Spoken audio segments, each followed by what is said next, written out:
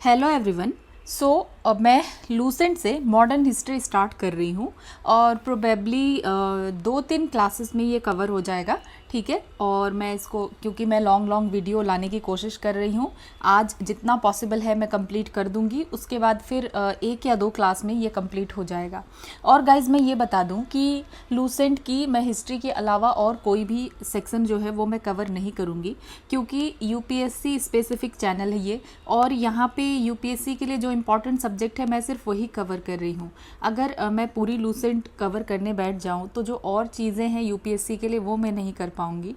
तो इसीलिए अगर कोई ऐसे भी हैं जो स्टेट पीसीएस या किसी और एग्ज़ाम के लिए प्रिपेयर कर रहे हैं तो मैं आपको हिस्ट्री में ही हेल्प कर पाऊँगी लूसेंट में। इसके अलावा फ़िलहाल मैं और कोई सेक्शन कवर नहीं करूँगी। लूसेंट का एंशिएंट एंड मिडिएवल मेरा पहले टारगेट यही था कि मैं एंशिएंट और मिडिएवल ही सिर्फ कवर करूं, लेकिन मॉडर्न के लिए भी काफ़ी रिक्वेस्ट आ रहा था तो आई थॉट कि मॉडर्न भी मैं कवर कर देती हूं। ठीक है गाइस, तो जस्ट ये मुझे आपको बताना था कि इसके लूसेंट में और मैं कुछ कवर नहीं करूंगी, क्योंकि यूपीएससी में एज सच इतना वेटेज नहीं है और चीज़ों का। हिस्ट्री का था तो मैंने हिस्ट्री कवर में कर रही हूँ, ठीक है। तो फिर स्टार्ट करते हैं गाइस। मराठा स्टेट, ठीक है। टाइमलाइन अगर देखें क्या है, 1674 to 1720 and Maratha confederacy 1720 to 1818। तो यहाँ पे हम मराठा स्टेट से ही स्टार्ट कर रहे हैं, ठीक है। तो क्योंकि ये भी मॉडर्न के पार्ट में आ जाता है, अगर आप स्पेक्ट्रम पढ़ो तो एंड ऑफ द मुगल से लेकर के ही हम मॉडर्न हिस्ट्री में पढ़ना स्टार्ट कर देते हैं, तो दैट्स वाई मैंने मराठा स्टेट से लिया है।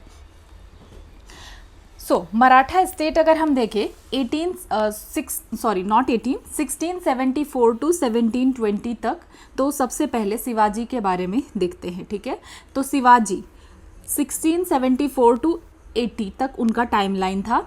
तो इनका जन्म कहाँ हुआ था? बॉर्न एट शिवनेरी फोर्ट इन 1627। तो 1627 में शिवनेरी फोर्ट में इनका जन्म हुआ था, और इनके फादर साहजी भोसले थे, मदर जीजाबाई। रिलीजियस टीचर इनके कौन थे? समर्थ रामदास, ठीक है। Religious teacher Samarth Ramdas.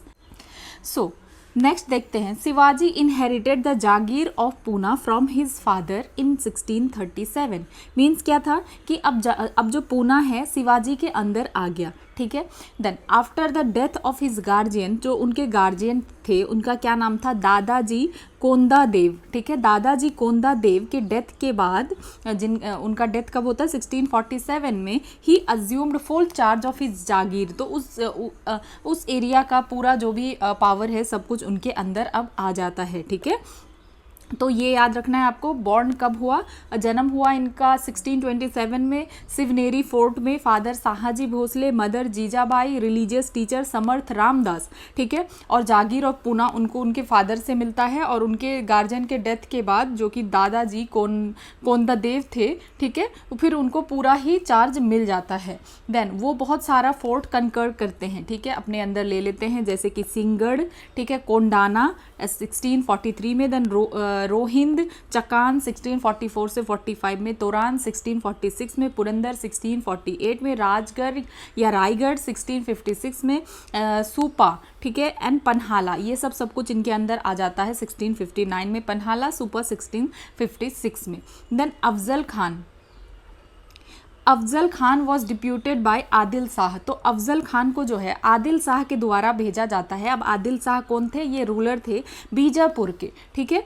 शिवाजी को पनिश करने के लिए अफजल खान के द्वारा अफजल खान को भेजा जाता है आदिल शाह के द्वारा, ठीक है। But later Afzal Khan was killed by Shivaji in 1659। लेकिन शिवाजी जो है क्या करते हैं? अफजल खान को ही मार देते हैं, ठीक है। तो अफजल खान को किसके द्वारा भेजा जाता है? आदिल शाह के द्वारा, जो कि रूलर होते हैं बीजापुर के। देन शाहिस्ता खान, ये गवर्नर होते हैं डेक्कन के, ठीक है।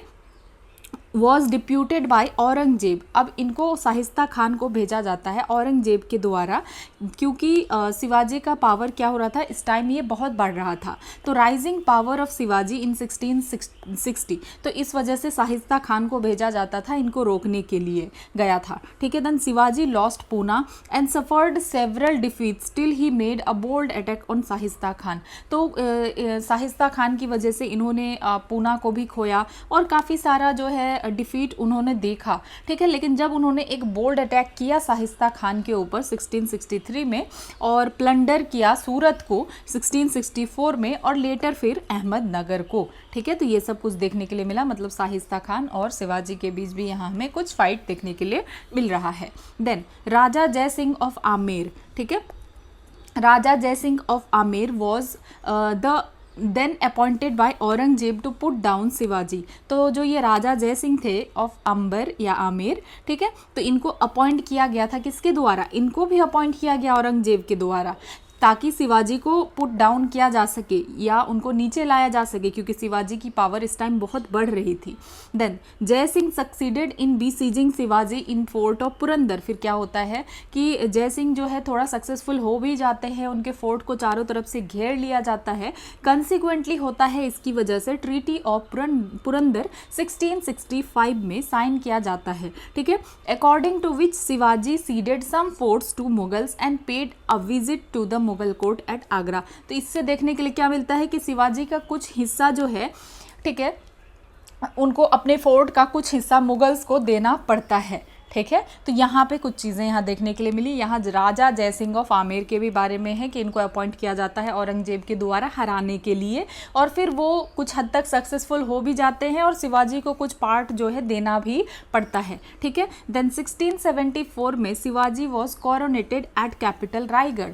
तो अब 1674 में शिवाजी का राज्याभिषेक होता है। ठीक है, कोरोनेशन होता है इनका। Assume the title of Haindava, ठीक है, धर्मधारक। ठीक है, हैंदवा धर्मधारक मतलब protector of, so I think it's not Haindava, that is Hindua. Okay, maybe that is the pronunciation, Hindua Dharmadharak, तो प्रोटेक्टर ऑफ हिंदुइज्म बेसिकली ये मतलब है। ठीक है, हिंदवा धर्मधारक, तो प्रोटेक्टर ऑफ हिंदुइज्म इनको कहा गया, ये उनको जो है टाइटल मिला। उसके बाद after that Chhatrapati Shivaji continued the struggle with Mughals and Siddis. ठीक है, सिद्धीज मीन्स जंजीरा, तो इनके साथ भी इनकी काफ़ी स्ट्रगल होता है। और फिर ही कन्क्वेस्टेड कर्नाटका ड्यूरिंग 1677 to 80। देन ये कर्नाटका को भी कन्क्वेस्ट कर लेते हैं, इनके अंडर आ जाता है कब, 1677 से 80 में। देन नेक्स्ट देखते हैं शिवाजीज एडमिनिस्ट्रेशन, ये इंपॉर्टेंट है, यहाँ आपको ध्यान रखना है। तो शिवाजी ने डिवाइड किया था अपने टेरिटरी को। ठीक है, divided his territory under his rule means Swaraj, 3 province में डिवाइड किया था। ठीक है, और under etch under a viceroy, और हर प्रोविंस एक वाइसरॉय के अंदर था। और प्रोविंस फिर डिवाइडेड था प्रांत में, और प्रांत फिर सब डिवाइडेड था परगनाज में और तरफ्स में। और जो लोएस्ट यूनिट है था वो क्या है था, विलेज, और विलेज को हेड किया जाता था पटेल के द्वारा। पटेल कौन थे, हेडमैन। तो ये आपको ध्यान में रखना है कि शिवाजी की टेरिटरी जो है डिवाइडेड है 3 प्रोविंसेस में। ठीक है, तो पहले ये प्रोविंसेस में डिवाइड है, और हर प्रोविंस में कौन हुआ करता था, तो वाइसरॉय हुआ करता था हर प्रोविंस में। ठीक है, देन फिर प्रोविंस डिवाइडेड था प्रांत में, कि अगर हर प्रोविंस देखे तो फिर ये प्रांत्स में, काफ़ी सारे प्रांत्स में डिवाइड है। ठीक है, और फिर प्रांत सब डिवाइडेड हुआ करता था परगनाज में। ठीक है, मीन्स आपको क्या समझ में आ रहा है कि जो छोटा यूनिट है वो क्या है, परगनाज है, और परगनाज और तरफ्स। तो ये क्या कभी कभी देखने के लिए मिलता है कि सबसे छोटा यूनिट क्या है, तो आपको यहाँ पे क्या देखने के लिए मिल रहा है, प्रोविंस, पहले प्रोविंस, फिर उससे छोटा यूनिट प्रांत, और फिर परगना या तरफ हो गया। और जो लोएस्ट यूनिट था विलेज का, वो क्या, जो लोएस्ट यूनिट था वो क्या था, विलेज। ठीक है, जिसको कि हेड किया जा रहा है किसके द्वारा, पटेल के द्वारा, जो कि हेडमैन है। ठीक है, तो ये कुछ इंपॉर्टेंट चीजें हैं। देन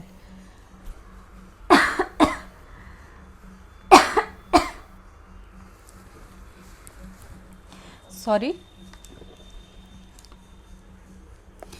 अब नेक्स्ट देखते हैं शिवाजी को जो हेल्प करते थे उनके पास कौन था, अष्ट प्रधान हुआ करते थे, 8 मिनिस्टर थे उनके पास, और which was unlike a collective of minister. तो ये कलेक्टिव ऑफ मिनिस्टर्स नहीं के तरह नहीं थे। मतलब क्या कहने का क्या मतलब है कि कोई कलेक्टिव रिस्पॉन्सिबिलिटी इनकी नहीं थी, ठीक है। और हर मिनिस्टर जो था, हर एक मिनिस्टर डायरेक्टली रिस्पॉन्सिबल थे शिवाजी के लिए। तो ये बात आपको याद रखना है कि अष्ट प्रधान में 8 मिनिस्टर थे, और ये जो 8 मिनिस्टर हैं इनकी कोई कलेक्टिव रिस्पॉन्सिबिलिटी नहीं थी, बल्कि ये डायरेक्टली रिस्पॉन्सिबल थे शिवाजी के लिए। देन शिवाजीज अष्ट प्रधान, ये इंपॉर्टेंट है, इसीलिए ये आपको याद रखना बहुत ज़्यादा जरूरी है। तो सबसे इंपॉर्टेंट क्या है, पेशवा मीन्स मुख्य प्रधान। तो इसके अंदर जो है, इनके अंदर आता था फाइनेंस एंड जनरल एडमिनिस्ट्रेशन, और बाद में ये क्या बन गए, प्राइम मिनिस्टर, और इनको बहुत इंपॉर्टेंस मिलता था, ठीक है। देन मजूमदार का मतलब होता है अमात्या। अमात्या मतलब रेवेन्यू और फाइनेंस मिनिस्टर, ठीक है, रेवेन्यू और फाइनेंस मिनिस्टर। और मुख्य प्रधान के अंदर रेवेन्यू और फाइनेंस और जनरल एडमिनिस्ट्रेशन आता था। और ये जो अमात्या है मजूमदार, इनके पास रेवेन्यू और ये हैं फाइनेंस मिनिस्टर। देन वकीनवीस, तो ये जो वाकिनवीस थे यानी मंत्री, तो ये हैं होम मिनिस्टर, ठीक है, वाकिनवीस। देन दाबीर, दाबीर का मतलब हो गया सुमंत मीन्स फॉरेन मिनिस्टर। तो ये याद रखना है आपको, Dabir means Sumant means foreign minister, और जो वाकिनवीस है मीन्स मंत्री, होम मिनिस्टर। देन सुरनवीस सचिव, सुरनवीस मतलब सचिव, और ये कौन थे, हेड ऑफ रॉयल कॉरस्पॉन्डेंस, ठीक है, ये कौन थे, head of royal correspondence. Then Pandit Rao सदर, इनको कहा जाता था पंडित राव, ठीक है, मीन्स सदर। तो ये कौन थे, रिलीजियस अफेयर के हेड थे, head of religious affair. Then Sar Naubat means सेनापति, ये थे मिलिट्री कमांडर, ठीक है। There is an honorary post with no real military power. तो ये जो है ना मिलिट्री कमांडर, तो ये ऑनरी पोस्ट है, ठीक है, ऑनर में दिया जाता था, लेकिन कोई रियल मिलिट्री पावर्स नहीं था। देन न्यायाधीश, नाम से ही पता चल रहा है कि जस्टिस से रिलेटेड है, ठीक है। तो ये चीज़ आप देख लीजिए एक बार कि पेशवा मुख्य प्रधान, इनके अंदर आ रहा है फाइनेंस और general administration. Then Majumdar Amatya, revenue and finance minister. Then Waqianavis Mantri, home minister. Then Dabir Sumant, foreign minister. Then Surnavis Sachiv, head of royal correspondence. Then Pandit Rao सदर, head of religious affairs. Then Sare Naubat, military commander. This is an honorary post with no real military powers. और न्यायाधीश justice, ठीक है, ठीक है। तो देखते हैं नेक्स्ट कि जो भी एडमिनिस्ट्रेटिव रिफॉर्म्स था शिवाजी का, ठीक है, ये किसके ऊपर बेस्ड था, मालिक अंबर्स अहमदनगर रिफॉर्म्स के ऊपर बेस्ड था। और जो असेसमेंट था, assessment of land revenue was based on measurement, ठीक है। तो जो ये लैंड रेवेन्यू का असेसमेंट किया जाता था, ये मेजरमेंट के ऊपर बेस्ड था, ठीक है। जो लैंड रेवेन्यू कितना लगाया जाएगा या नहीं लगाया जाएगा, तो इसको पहले मेजरमेंट किया जाता था। और काठी, जो ये काठी था, ठीक है, काठी ऑफ मालिक अंबर, इसको अडॉप्ट किया गया था as the unit of measurement. तो काठी क्या था, यूनिट ऑफ मेजरमेंट, और ये भी मालिक अंबर से ही अडॉप्ट किया गया था। देन लैंड रेवेन्यू को फिक्स किया गया था 1/3, मतलब कि 33% ऑफ ग्रॉस प्रोड्यूस इनिशियली। तो 33% जो है टोटल प्रोड्यूस का इनिशियली लिया जाता था। देन 25th जो है 40%, बाद में फिर क्या किया गया, रिफॉर्म के बाद 40% लिया जाने लगा, जितना भी टोटल प्रोड्यूस था उसका। देन चौथ का क्या मतलब है, 1/4 मीन्स 25% जो है लैंड रेवेन्यू पे किया जाता था, किसको, मराठास को, ठीक है। क्यों किया जाता था, ताकि मराठा जो है वहाँ पे रेड ना करे। देन सरदेश मुखी, ये एडिशनल 10% जो है था, ठीक है, किस लैंड पे ये लगाते थे एक्स्ट्रा, चौथ के बाद फिर 10% एक्स्ट्रा लगाते थे, उसको सरदेश मुखी कहा जाता था। तो ये लगाया जाता था those lands of Maharashtra over which Maratha claimed hereditary right. तो ये महाराष्ट्र का वो लैंड था जिस पे मराठा क्लेम करते थे कि हमारा इसमें हेरिडिटरी राइट है, हमारा अधिकार है, लेकिन ये मुगल एम्पायर का पार्ट हुआ करता था, तो वहाँ पे लगता था सरदेश मुखी, ठीक है। चौथ 1/4 और सरदेश मुखी एक्स्ट्रा और 10%, ठीक है। अब देखते हैं संभाजी के बारे में, ठीक है, शिवाजी के बारे में हमने काफ़ी सारी चीज़ें देखी। तो 1680 से 89, तो Sambhaji the elder son of Shivaji, ये शिवाजी के एल्डर सन थे, और इन्होंने डिफीट किया राजा राम को, ठीक है, the younger son of Shivaji. तो ये राजा राम कौन थे, यंगर सन थे शिवाजी को, उनको डिफीट किया in the war of succession की कौन गद्दी पे बैठेगा, इसको लेकर के लड़ाई हुई। तो संभाजी एल्डर सन थे शिवाजी के, तो फिर ये आते हैं, ठीक है। और इन्होंने क्या किया, he provided protection and support to Akbar too, तो इन्होंने जो है प्रोटेक्शन और सपोर्ट प्रोवाइड किया था अकबर टू को, ठीक है। और ये कौन थे अकबर टू, तो ये औरंगजेब के रेबेलियस बेटे थे, तो उनको इन्होंने सपोर्ट प्रोवाइड किया था संभाजी ने, ठीक है। Then he was captured at Sangameshwar by a Mughal noble and executed, तो संभाजी को जो है ना कैप्चर कर लिया गया था मुगल नोबल के द्वारा और उनको फिर एग्जीक्यूट कर दिया गया था, मार दिया गया था, ठीक है। कहाँ पे कैप्चर किया गया था, संगमेश्वर में। देन राजा राम के बारे में देखते हैं, तो फिर 1689 से 1700 तक ये रहते हैं और ये गद्दी पे कब आते हैं, थ्रोन पे, with the help of ministers at Rajgarh, तो ये कुछ मिनिस्टर्स की हेल्प से जो है गद्दी पे आते हैं, ठीक है, राजगढ़ में। Then he fled from Rajgarh to Jinji, और ये फिर क्या करते हैं, राजगढ़ से जिंजी चले जाते हैं 1689 में, क्योंकि मुगल इन्वेजन हो जाता है राजगढ़ में, ठीक है, और फिर राजगढ़ को कैप्चर कर लिया जाता है along with Sambhaji's wife and son Sahu by Mughals, और उस जो है राजगढ़ के फोर्ट में जो कैप्चर कर लिया जाता है मुगल के द्वारा, वहाँ पे संभाजी की वाइफ भी होती है और उनका बेटा साहू होता है, ठीक है। मुगलों के द्वारा इनको कैप्चर कर लिया जाता है, ठीक है, राजगढ़ फोर्ट को। देन राजा राम जो है इनकी मृत्यु हो जाती है सतारा में, ठीक है, which had become the capital after the fall of Jinji to Mughal in 1698, तो राजा राम की मृत्यु सतारा में होती है, सतारा फिर बाद में कैपिटल बन जाता है, ठीक है, क्योंकि अब जिंजी जो है मुगल के अंदर आ चुका था 1698 में, ठीक है। तो ये कुछ चीज़ें हैं। देन राजा राम ने नया पोस्ट क्रिएट किया था, उसका क्या नाम था, प्रतिनिधि, ठीक है, thus taking the total number of ministers to 9, जो हमने देखा था ना अष्ट प्रधान 8 हुआ करते थे, देन इन्होंने एक और ऐड किया था प्रतिनिधि प्लस अष्ट प्रधान मिलकर के 9 बन चुके थे। देन नेक्स्ट देखते हैं ताराबाई के बारे में, 1700 to 07 राजा राम ने सक्सीड किया, Raja Ram was succeeded by his minor son Shivaji two, तो फिर होता क्या है कि राजा राम के बाद अब गद्दी में कौन आएगा, तो यहाँ पे उनके उस टाइम पे छोटे बेटे थे, माइनर सन थे, शिवाजी टू, ठीक है। तो फिर under the guardianship of his mother Tarabai, तो एक तरीके से ताराबाई जो है फिर सब कुछ संभालती है और जो है उनके जो माइनर बेटे थे उन्हीं को गद्दी में बिठाया जाता है, ठीक है। और ताराबाई का स्ट्रगल जो है कंटिन्यू रहता है मुगल्स के साथ, तो आपको याद रखना है, क्योंकि उस टाइम जो है शिवाजी टू राजा राम के सन थे जो कि छोटे थे, ठीक है, इसीलिए गार्जियनशिप किसके पास था, उनकी मदर के पास था, ताराबाई के पास था। तो ये कुछ इंपॉर्टेंट चीज़ें हैं। देन साहू 1707 to 1749 में, तो साहू को क्या किया गया, was released by Mughal emperor Bahadur Shah, तो साहू को जो है रिलीज कर दिया जाता है मुगल इम्पेरर बहादुर शाह के द्वारा, ठीक है। और Tarabai's army was defeated by Sahu in the battle of Khed, तो ये भी याद रखना है कि साहू को रिलीज़ किया जाता है मुगल इम्पेरर बहादुर शाह के द्वारा, और ताराबाई के आर्मी को, ठीक है, वॉज डिफीट किया जाता है साहू के द्वारा, ठीक है। तो ताराबाई के आर्मी को कौन डिफीट करता है, Sahu, in the battle of Khed. Battle of Khed कब होता है, 1700 में, और फिर साहू ऑक्यूपाई कर लेते हैं सतारा को, ठीक है। यहाँ कुछ इंपॉर्टेंट चीज़ें हैं जो कि आपको याद रखना है। यहाँ पे हमने पढ़ा था संभाजी के बारे में, संभाजी को क्या कर लिया जाता है, यहाँ पे एग्जीक्यूट कर दिया जाता है, ठीक है। देन संभाजी के बाद देखते हैं राजा राम के बाद उनके माइनर बेटे फिर शिवाजी टू आते हैं, ठीक है। देन 1707 से 49 में हमें क्या देखने के लिए मिल रहा है, होता है बैटल ऑफ खेड़, ठीक है, बैटल ऑफ खेड़, और इसमें ताराबाई की आर्मी को साहू हरा देते हैं, ठीक है। But the southern part of Maratha kingdom with its capital Kolhapur continued to be under the control of descendant of Raja Ram, ठीक है, Shivaji two and later Sambhaji to.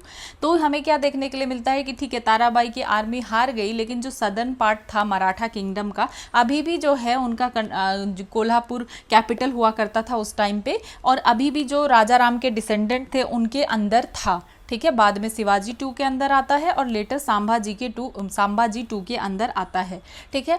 Then Sahu जी के रीन में अगर हम देखें तो Sahu ji reign saw the rise of Peshwas, तो साहू जी के रीन में हमें देखने के लिए मिला कि पेशवा का राइज हुआ, ठीक है, और and transformation of Maratha kingdom into empire. और अब हमें देखने के लिए मिला कि जो ये पेशवास का जो राइज हुआ उसके बाद मराठा किंगडम का ट्रांसफॉर्मेशन हुआ इनटू एम्पायर। अब ये मराठा किंगडम एम्पायर में बदल गया based on the principle of confederacy.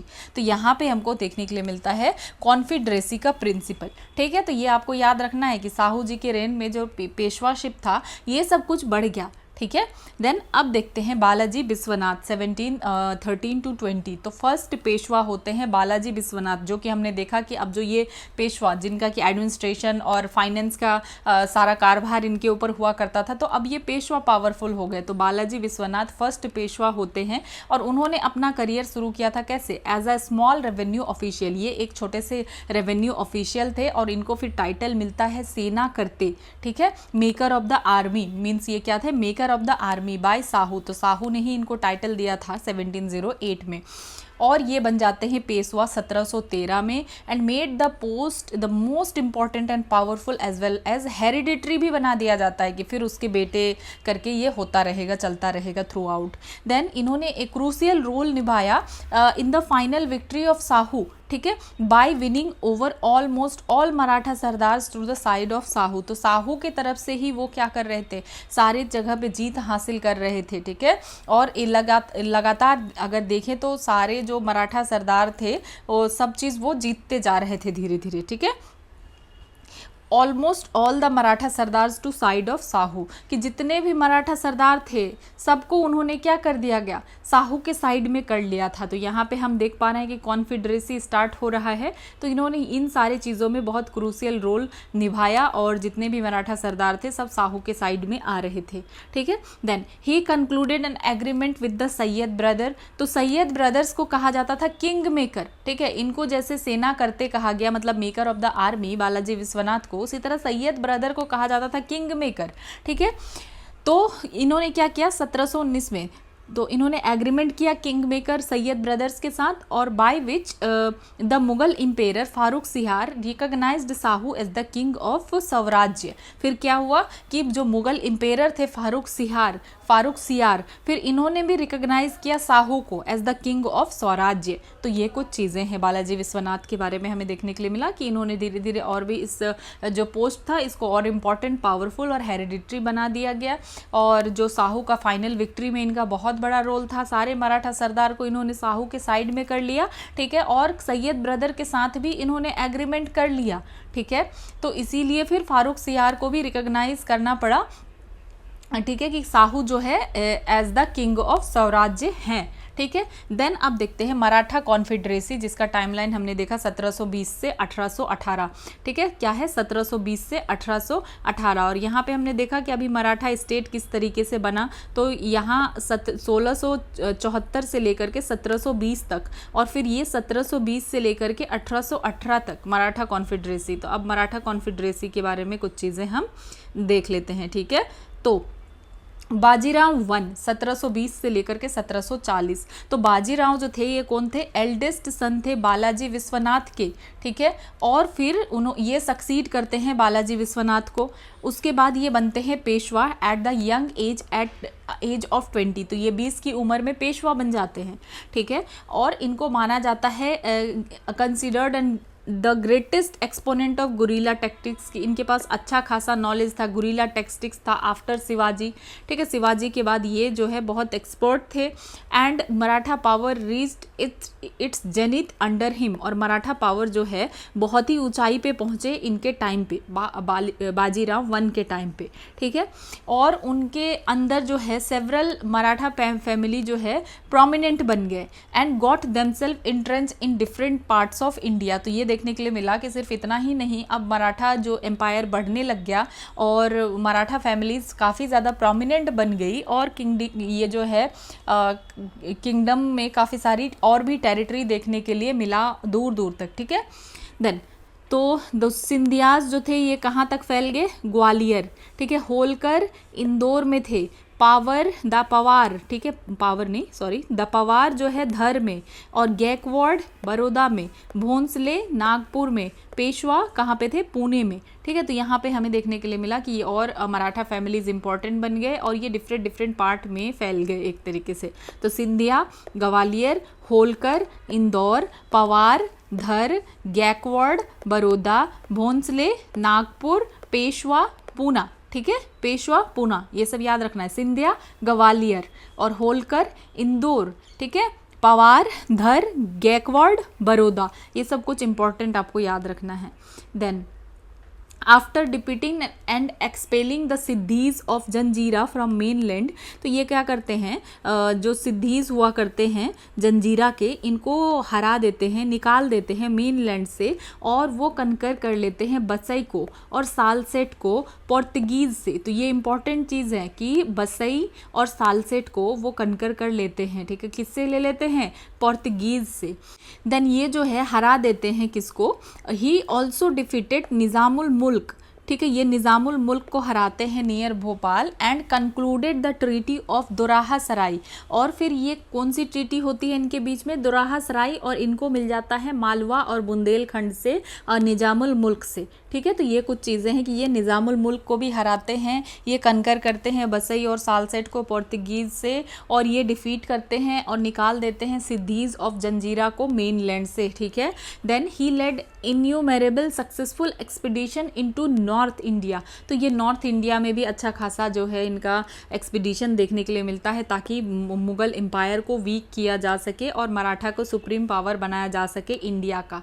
ठीक है, और मुगल्स के बारे में वो कहते थे, let us strike at the trunk of the withering tree and the branches will fall off themselves. ठीक है, तो बेसिकली इनका कहना था कि ट्रंक पे, मतलब जो तना है उसके ऊपर वार करो, ब्रांचेस खुद ब खुद गिर जाएंगे, ये इनका कहना था।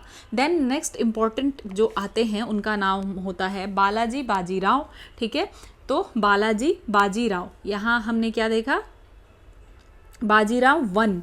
देन बाजीराव वन ये सबसे इंपॉर्टेंट थे। देन आते हैं बालाजी बाजीराव, टाइमलाइन 1740 to 61, और इनको पॉपुलरली जो है नाना साहिब कहा जाता था। ठीक है, और उन्होंने फिर अपने फादर को सक्सीड किया एट द एज ऑफ 20, ये भी 20 साल के थे। देन नेक्स्ट देखते हैं कि साहू के डेथ के बाद जो है, जो कि 1749 में होता है, सारा का सारा मैनेजमेंट किसके पास आ जाता है, management of all state affairs was left in his hand. तो सब कुछ बालाजी बाजीराव के हाथ में अब आ जाता है, मतलब पेशवा के पास अब ज़्यादा पावर आ जाता है। ठीक है, और फिर ये एग्रीमेंट करते हैं मुगल एम्पायर अहमद शाह के साथ। ठीक है, कि पेशवा जो है प्रोटेक्ट करेंगे मुगल एम्पायर को इंटरनल और एक्सटर्नल एनिमीज से, जैसे कि अहमद शाह अब्दाली। ठीक है, और इसके बदले में उनको वो लोग क्या देंगे, चौथ देंगे। चौथ में हमने क्या देखा था, 1/4। ठीक है, मीन्स 25%। ठीक है, तो इनको मिलेगा। Then third battle of Panipat, जो कि 14 जनवरी 1761 में होता है, और इसमें मराठास की हार होती है अहमद शाह अब्दाली के द्वारा, और डेथ हो जाती है किसकी, विश्वनाथ राव और सदाशिव राव भाऊ के, जो कि इम्पोर्टेंट काफ़ी थे। तो इस इवेंट की वजह से जो पेशवा बालाजी बाजीराव शौक में आ जाते हैं, और उनकी मृत्यु हो जाती है आफ्टर 6 मंथ। ठीक है, 6 महीने बाद वो भी मर जाते हैं। देन ये बैटल जो है, this battle ended Maratha power, और इसीलिए हमें देखने के लिए मिलता है कि थर्ड बैटल ऑफ पानीपत के बाद एक तरीके से मराठास जो है बिल्कुल कमज़ोर हो जाते हैं। ठीक है, उसके बाद जो बालाजी बाजीराव के सक्सेसर कुछ आते हैं, माधव राव, नारायण राव, सवई माधव राव, बाजीराव 2 आते हैं। ठीक है, बाजीराव 1 पावरफुल होते हैं, ये याद रखना है आपको। तो बाजीराव 2 आते हैं। ठीक है, माधव राव का टाइमलाइन 1761 से 72, नारायण राव का 1772 से 73, देन सवई माधव राव का 1773 से 95, एंड बाजीराव 2 का 1795 to 1818 तक।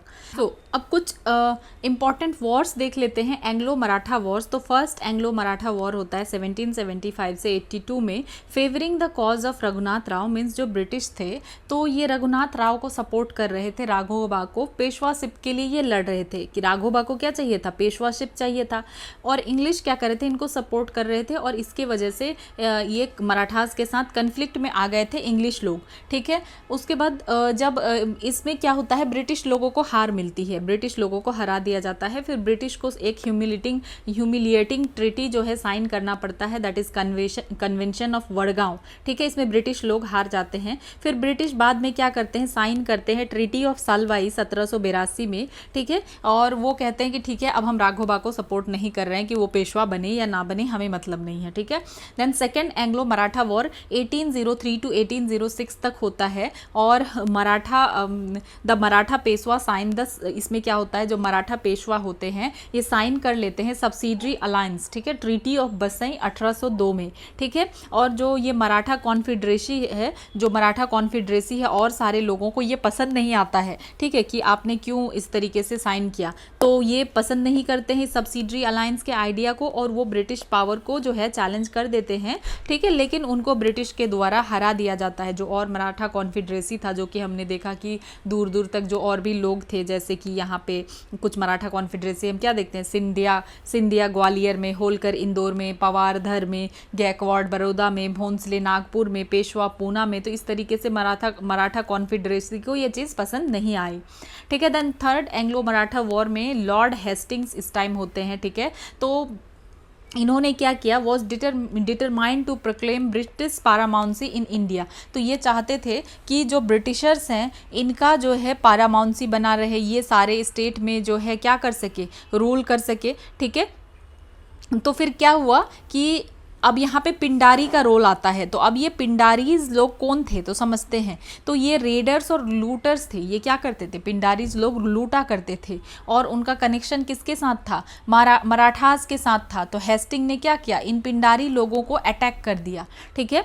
तो एक तरीके से ये जो पिंडारीज लोग थे, ये अगर मराठास के साथ थे और इनके ऊपर अटैक कर दिया गया ब्रिटिश के द्वारा, तो इसका मतलब कि जो मराठा की अथॉरिटी है, सॉवरेनिटी है, उसको भी वॉयलेट किया गया। इसीलिए कन्फ्लिक्ट और स्टार्ट हो गया कि मराठा वर्सेस ब्रिटिश हो गया, ठीक है। तो इसके वजह से क्या हुआ कि और जब ये पूरे तरीके से जब लड़ाई होने लग गई, तो मराठा जो है कंप्लीटली अब हार चुके थे, कंप्लीटली एंड डिसिसिवली डिफीट इनका हो चुका था, ठीक है।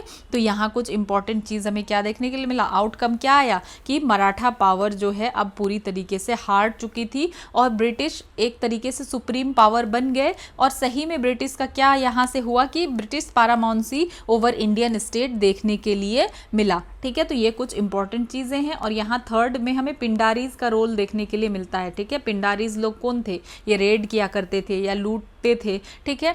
तो और इनका कनेक्शन मराठास के साथ था, और अगर पिंडारीज के ऊपर अटैक किया गया तो ये मराठा के ऊपर भी अटैक हुआ, ठीक है।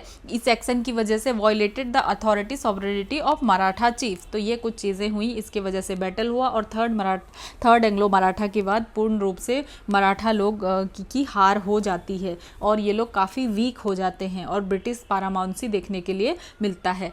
अब नेक्स्ट हम मूव करते हैं द एडवेंट ऑफ यूरोपियंस की तरफ, ठीक है। अब देखते हैं कि कैसे यूरोपियंस आते हैं और क्या क्या होता है।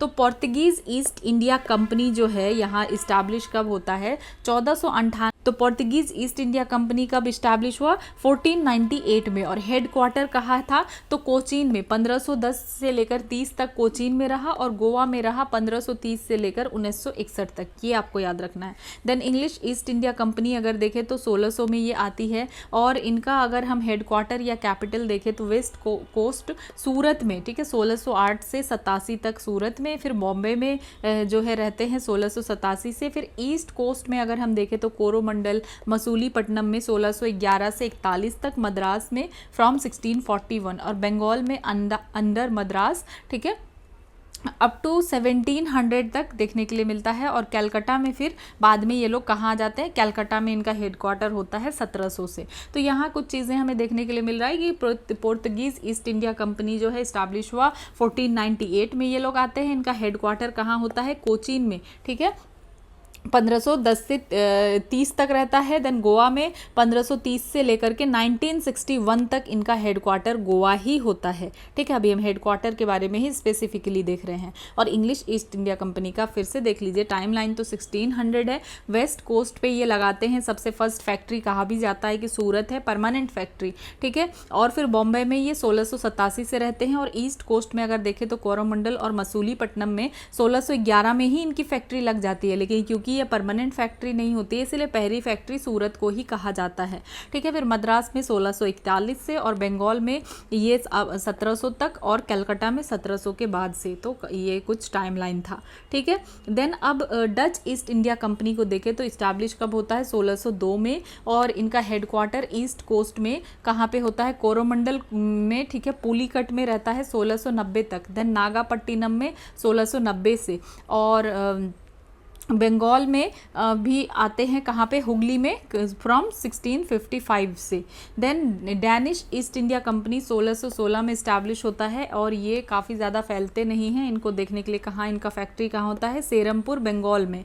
Then French East India Company 1664 में इस्टेब्लिश होती है। ठीक है, और इसकी फैक्ट्री और हेडक्वार्टर देखें तो सूरत में 1668 से लेकर 73 तक। देन ये पौंडीचेरी में रहते हैं लंबे टाइम तक 1673 टू 1954 में। तो आपको इसमें ना जो फर्स्ट फैक्ट्री है वो आपको याद रखना बहुत ज़रूरी है। ठीक है, यहाँ पे तो हम हेडक्वार्टर और कैपिटल के बारे में कुछ चीज़ें हैं जो देख रहे हैं। देन अब नेक्स्ट देखें तो Danish company were forced to sell all their settlements to India to the British in 1845। तो डैनिश कंपनी का जितना भी सेटलमेंट था वो सब कुछ ब्रिटिश के अंदर ही बाद में आ जाता है। अब डिटेल में देखते हैं तो पोर्तुगीज़ सबसे पहले हैं जो आते हैं। तो द केप रूट को डिस्कवर किया जाता है from Europe to India by Vasco da Gama. तो ये जो है ना केप ऑफ गुड होप होकर के आते हैं, इसको डिस्कवर किया जाता है वास्को ड गामा के द्वारा। ये कैलीकट के पोर्ट पे पहुंचते हैं मई 1498 को, और इनको रिसीव किया जाता है किसके द्वारा, एक हिंदू रूलर होते हैं कैलीकट के जिनका टाइटल था जैमोरिन इनको वेलकम करते हैं। देन फिर बाद में क्या होता है, इस्टेब्लिशमेंट देखने के लिए मिलता है कुछ ट्रेडिंग स्टेशंस का कैलीकट में, कोची में और कैनानोर में। और कोची जो है अर्ली कैपिटल था पोर्तुगीज़ का, ठीक है, इंडिया में, और फिर बाद में पोर्तुगीज़ का कैपिटल हो जाता है कहाँ पे, गोवा में। ठीक है, देन फ्रांसिस्को डी अल्मेड़ा, तो ये फर्स्ट गवर्नर थे पोर्तुगीज़ के, याद रखना है, अल्मेड़ा फर्स्ट गवर्नर थे। ठीक है, टाइमलाइन 1505 से 1509, और इन्होंने स्टार्ट किया था पॉलिसी ऑफ ब्लू वाटर, जो कि इंपॉर्टेंट है। ब्लू वाटर पॉलिसी कौन लेकर के आए थे, तो फ्रांसिस्को डी अल्मेड़ा, ये आपको नहीं भूलना है। ठीक है, देन अल्फोंसो दी अल्बकरक्यू, ये सेकंड गवर्नर थे पोर्तुगीज के। ठीक है, फर्स्ट गवर्नर तो हमने देख लिया अल्मेड़ा थे, और अल्फोंसो दी अल्बकरक्यू ये सेकंड गवर्नर थे, और अल्बकरक्यू ने इंट्रोड्यूस किया था पॉलिसी ऑफ इंपीरियलिज्म, इसको नहीं भूलना है आपको। ठीक है, पॉलिसी ऑफ इंपीरियलिज्म कौन लेकर के आए थे, तो अल्बकरक्यू लेकर के आए थे, और policy of blue water means Francisco de Almeida लेकर आए थे। और ये ज़्यादातर जो है उस टाइम पे चाहते थे कि ओशियन को कंट्रोल किया जाए, क्योंकि सब उस टाइम कैसे आ रहे थे, तो वाटर के थ्रू ही आ रहे थे, इसीलिए ये चाहते थे कि इंडियन ओशियन पे कंट्रोल हो। ठीक है, और पॉलिसी ऑफ इंपीरियलिज्म लेकर के आते हैं अल्फोंसो दी अल्बकरक्यू, और वो कैप्चर कर लेते हैं गोवा को from the ruler of Bijapur ruler से गोवा को वो कैप्चर कर लेते हैं। देन नीनो दा कुन्हा, इनका टाइमलाइन है 1529 से 38, और ये नीनो दा कुन्हा क्या करते हैं, ट्रांसफर करते हैं अपने कैपिटल को कोची से गोवा लेकर के शिफ्ट करते हैं। तो ये जो कोची से हमें गोवा देखने के लिए मिलता है, ये काम करते हैं कौन, नीनो दा कुन्हा। और एक्वायर्ड दीव एंड बसई, और ये इंपॉर्टेंट फैक्ट है, ये आपको याद रखना है कि दीव और बसई को ये एक्वायर कर लेते हैं, ले लेते हैं, किससे, फ्रॉम बहादुर शाह बहादुर शाह और ऑफ गुजरात। तो जो ये गुजरात के बहादुर शाह होते हैं, इनसे ये ले लेते हैं दीव और बसई को। ठीक है, ये इंपॉर्टेंट फैक्ट है, आपको याद रखना है। देन ये यूपीएससी में पूछा भी जा चुका है ये चीज़। ठीक है, तो आपको ये फैक्ट बिल्कुल याद रखना है कि ये जो है दीव और बसई को बहादुर शाह जफर से ले लिया जाता है, नीनो दा कुन्हा एक्वायर कर लेते हैं।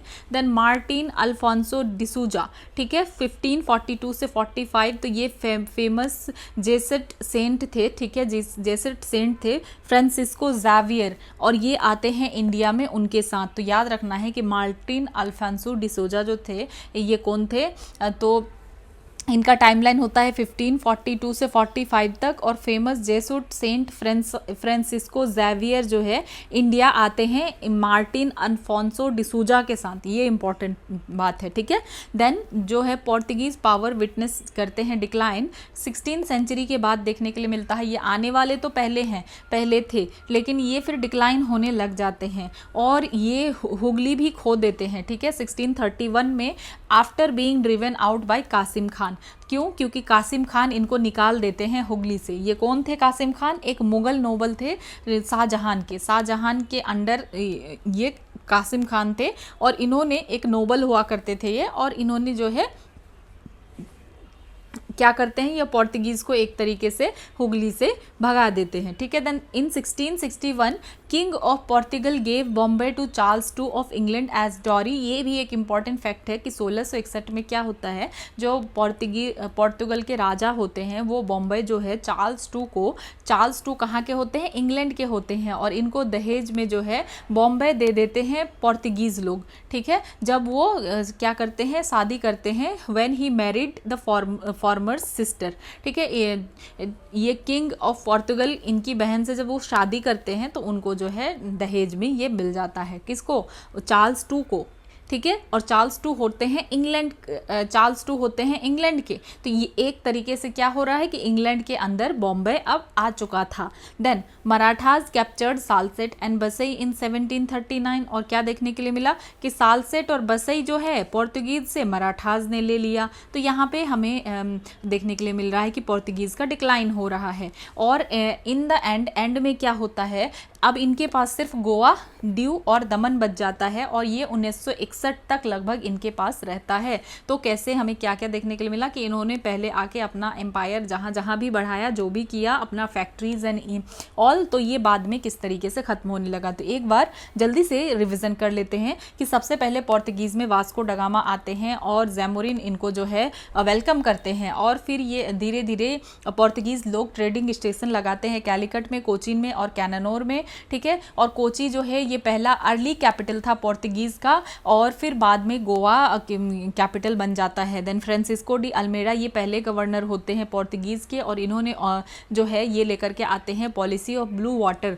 देन अल्फोंसो दी अल्बकरक्यू ये सेकंड गवर्नर होते हैं पोर्तुगीज़ के, और अल्बकरक्यू ने जो है इंट्रोड्यूस किया था पॉलिसी ऑफ इम्पीरियलिज्म, और वो कैप्चर करते हैं गोवा को रूलर ऑफ बीजापुर से 1510 में। ये भी इंपॉर्टेंट चीज़ है कि गोवा को कैप्चर करते हैं बीजापुर के रूलर से। कब? 1510 में। देन नीनो दा कुन्हा जो है ये ट्रांसफ़र कर देते हैं कैपिटल को कोची से गोवा में लेकर के आ जाते हैं, और दीव और बसई को एक्वायर कर लेते हैं। ये बहादुर शाह जफर से दीव और बसई को ले लेते हैं नीनो दा कुन्हा।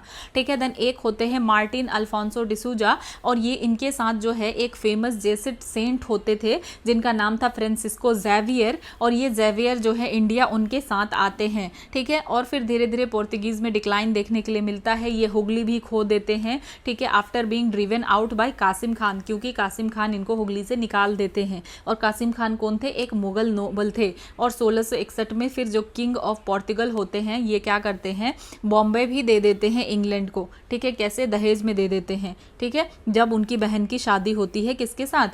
चार्ल्स टू के साथ, जो कि इंग्लैंड के थे। तो ये कुछ चीज़ देखने के लिए मिला। और मराठा कैप्चर कर लेते हैं सालसेट और बसई को, तो धीरे धीरे इनके पास से सारी चीज़ें चली जाती है, और इनके पास सिर्फ रह जाता है गोवा, दीव और दमन। कब तक? 1961 तक। देन डच के बारे में देखते हैं। ठीक है। तो फॉर्मेशन ऑफ कंपनी इन मार्च, तो ये कब बनता है? मार्च में बनता है 1602 में by a charter of Dutch parliament. ठीक है। The Dutch East India Company बनता है with powers to make wars. ठीक है। Conclude treaties, acquire territories and build fortress. तो इनको जो है डच पार्लियामेंट से पास होता है और डच ईस्ट इंडिया कंपनी बनता है, और इनको डच ईस्ट इंडिया कंपनी को पावर मिलता है कि ठीक है आप वॉर कर सकते हैं, ट्रीटी वगैरह कर सकते हैं, टेरिटरीज कोई एरिया अगर है तो एक्वायर कर सकते हैं, और फोर्ट वगैरह भी बना सकते हैं। फिर डच क्या करते हैं? डच लोग आकर के अपना फैक्ट्री सेटअप करते हैं मसूलीपट्टनम में 1605 में। ठीक है। तो याद रखना है, सबसे पहला फैक्ट्री मसूलीपट्टनम 1605, देन पुलीकट में 1610, सूरत में 1616, बिमलीपट्टनम 1641, कैरेकल 1645, चिंसुरा 1653, कासिम बाजार, बरंगोर, पटना, बालासोर, नागपट्टनम, ये सब कुछ 1658 में, और कोची में 1663 में। ठीक है। और डच क्या करते हैं? रिप्लेस्ड कर देते हैं Portuguese as a main dominant power in Europe trade with East including India. तो एक तरीके से जब डच लोग आते हैं ना, तो ये बुरी तरीके से पोर्तुगीज़ को रिप्लेस कर देते हैं ट्रेड में। देन पुलीकट इनका मेन सेंटर बन जाता है 1690 तक इनका मेन सेंटर पुलीकट होता है, और उसके बाद नागपट्टनम जो है बन जाता है। ठीक है।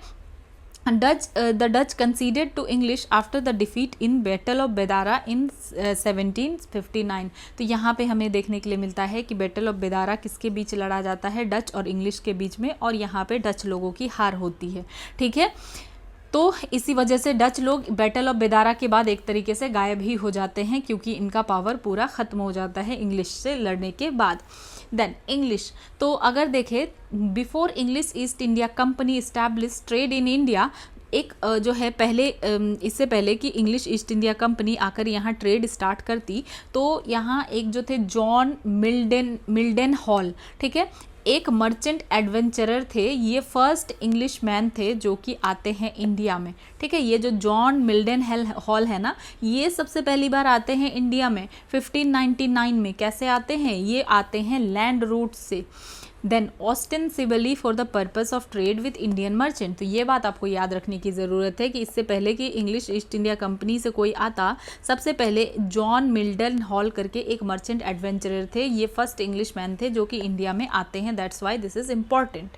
ठीक है, देन जो governor and company of Merchants of London trading into the east Indies, तो इसको पॉपुलरली, ये कंपनी का नाम है, ठीक है, the governor and company of Merchants of London trading into east Indies, इसको पॉपुलरली जाना जाता है इंग्लिश ईस्ट इंडिया कंपनी के नाम से। ये बना था कब? 1600 में। ठीक है, तो याद रखना आपको, ईस्ट इंडिया कंपनी 1600 में बना। और ये इंपॉर्टेंट फैक्ट है, कैप्टन विलियम हॉकिंस जो है जहांगीर के कोर्ट में आते हैं 1609 में। ये परमिशन लेना चाहते हैं कि हम जो है एक फैक्ट्री सूरत में लगाना चाहते हैं। ठीक है, तो ये परमिशन लेने के लिए किसके पास आते हैं? जहांगीर के कोर्ट में आते हैं, क्योंकि उनको फैक्ट्री लगाना था सूरत में। फिर एक फरमान इशू किया जाता है जहांगीर के द्वारा कि ठीक है, आप जो है फैक्ट्री एक बना सकते हैं सूरत में। 1613 में इनको जो है फरमान मिलता है। देन ये कौन करते हैं? Captain William Hawkins. तो पहले हॉकिंस, देन रो आते हैं, सर थॉमस रो इंडिया आते हैं as ambassador of James one. तो ये जेम्स वन के एम्बेसडर बन के आते हैं जहांगीर के कोर्ट में 1615 में, ताकि इनको परमिशन मिल सके ट्रेड का and erect factories in different parts of empire. ठीक है, then English East India Company acquired Bombay from Charles two. Then English East India Company जो है, इन्होंने क्या किया? एक्वायर किया बॉम्बे को चार्ल्स टू से लीज में। ठीक है, तो ये हमने जो देखने के लिए मिला कि चार्ल्स टू को जो है दहेज में बॉम्बे मिला था। तो फिर यहाँ पे इंग्लिश ईस्ट इंडिया कंपनी ने क्या किया कि ठीक है, आपको दहेज में बॉम्बे मिला है, आप लीज पे हमें दे दीजिए। ठीक है, then Gerald Aungier was its first governor from 1669 to 1667 तक जो है फर्स्ट गवर्नर रहते हैं जेराल्ड ओंगियर। ठीक है, कहाँ के? बॉम्बे के।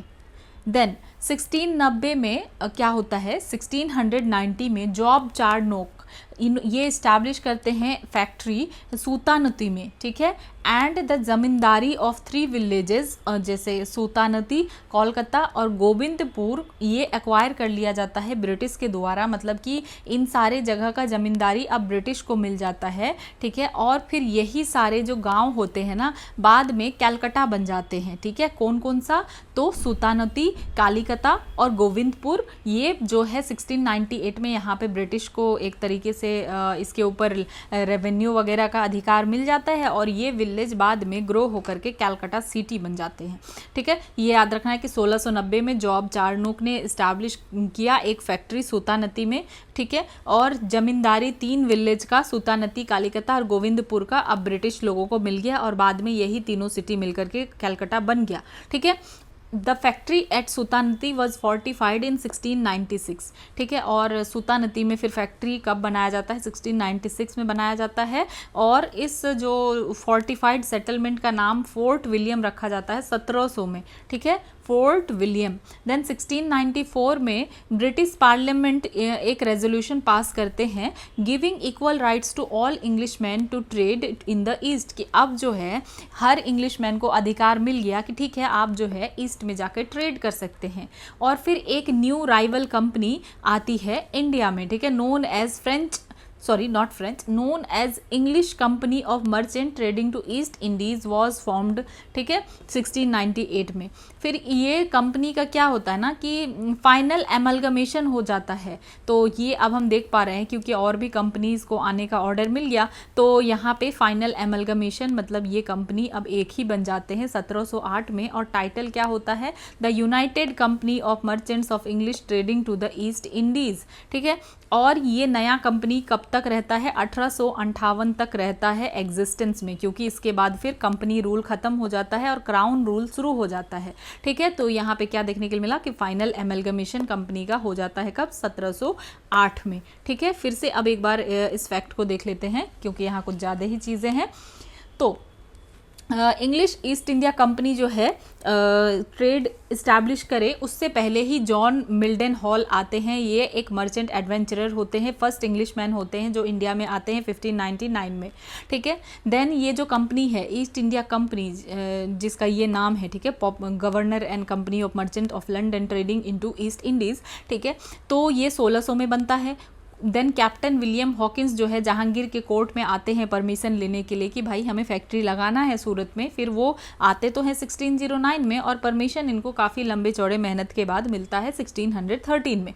देन सर थॉमस रॉ जो है ये भी जेम्स वन के एम्बेसडर बन के जहांगीर के कोर्ट में आते हैं ताकि ये परमिशन ले सके कि ठीक है हमें ट्रेड करना है, फैक्ट्री लगाना है काफ़ी सारा डिफरेंट पार्ट में, ठीक है। Then English East India Company को हमने देखा कि ये क्या करते हैं, जैसे कि चार्ल्स टू को जब डॉरी में बॉम्बे मिल जाता है तो वो बॉम्बे उनसे लीज में ले लेते हैं और जेराल्ड अंगियर जो है फर्स्ट गवर्नर रहते हैं 1669 से 1677 तक। उसके बाद जॉब चार्नोक 1690 में एक फैक्ट्री स्टार्ट करते हैं सूतानती में, ठीक है, सूतानती में, और जमींदारी इनको 3 विलेज का मिल जाता है, दैट इज सूतानती, कालीकता और गोविंदपुर, ठीक है। अब फिर क्या होता है कि यही विलेज जो है बाद में ग्रो करके कैलकाटा बन जाते हैं, ठीक है।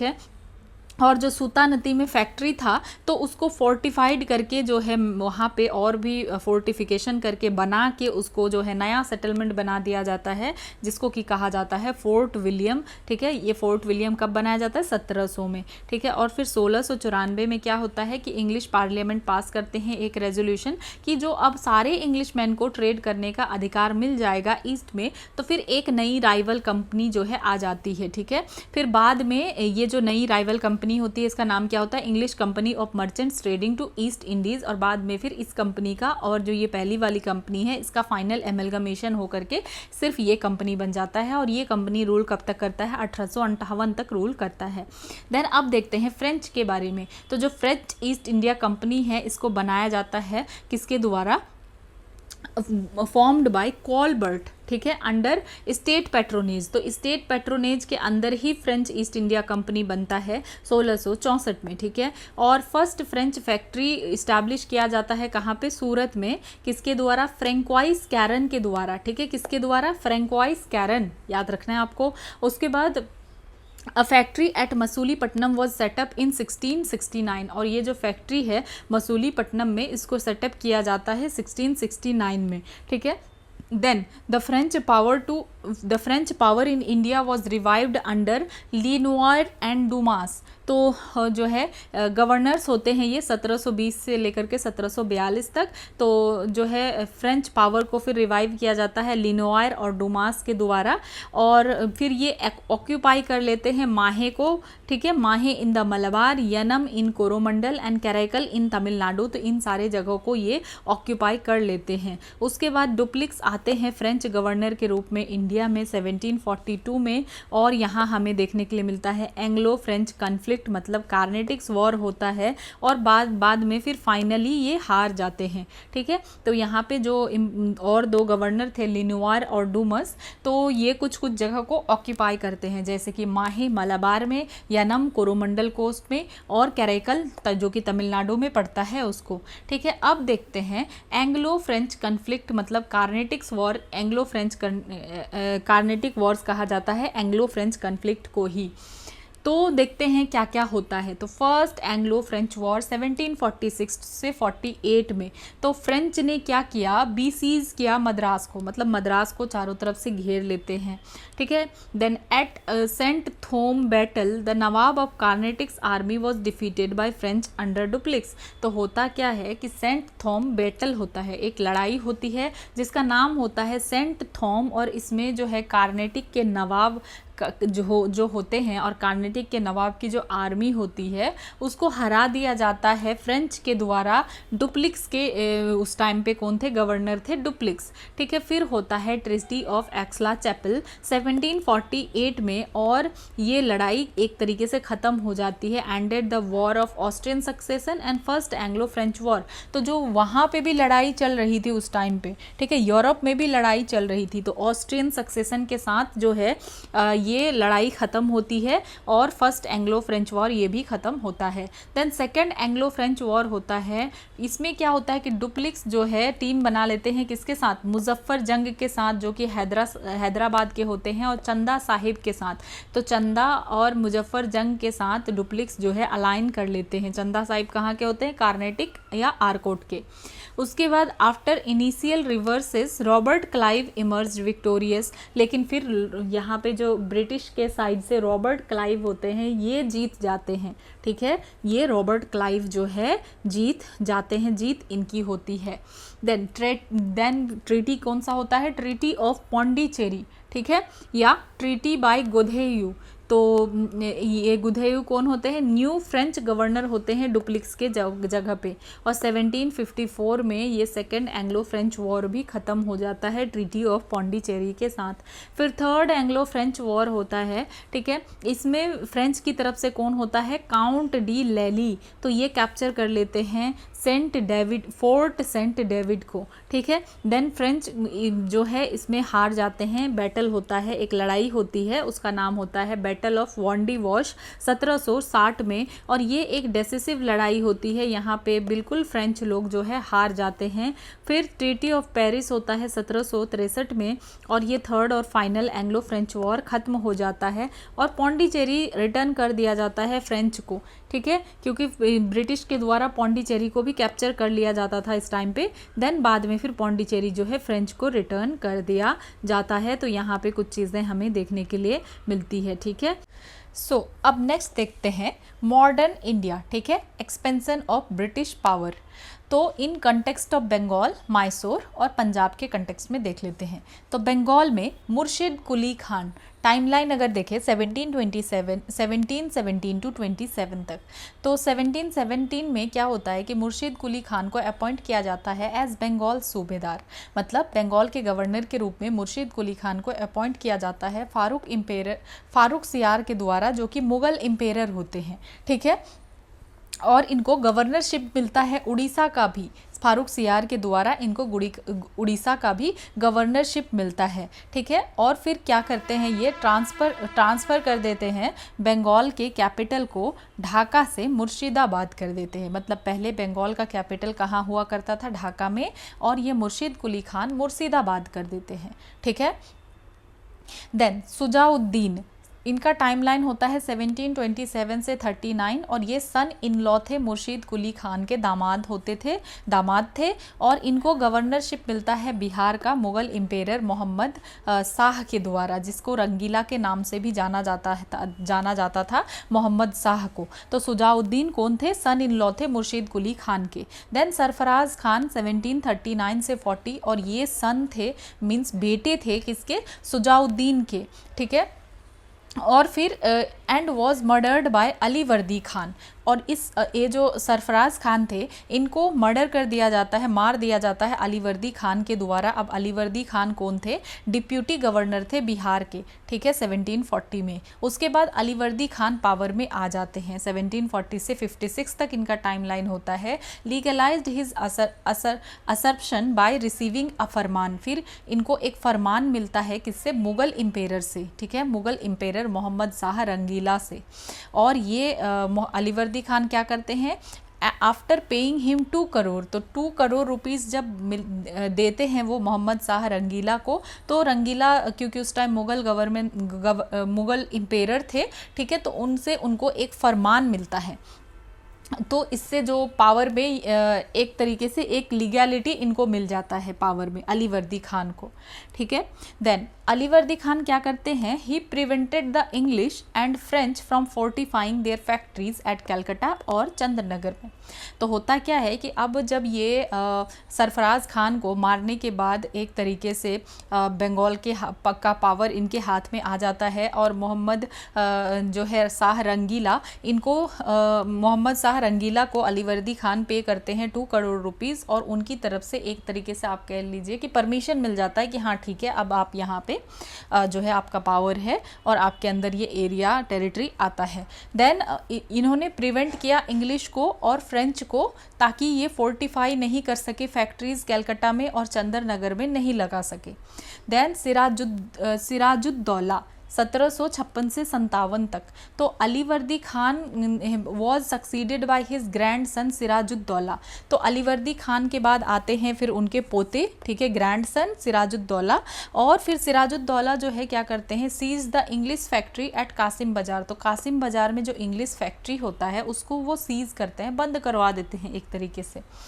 फिर क्या होता है कि 20 जून 1756 fort William surrendered but Robert Clive recovered Calcutta. फिर होता क्या है कि फोर्ट विलियम को भी सरेंडर कर दिया जाता है, लेकिन रॉबर्ट क्लाइव जो है रिकवर कर लेते हैं कैलकाटा को फिर से।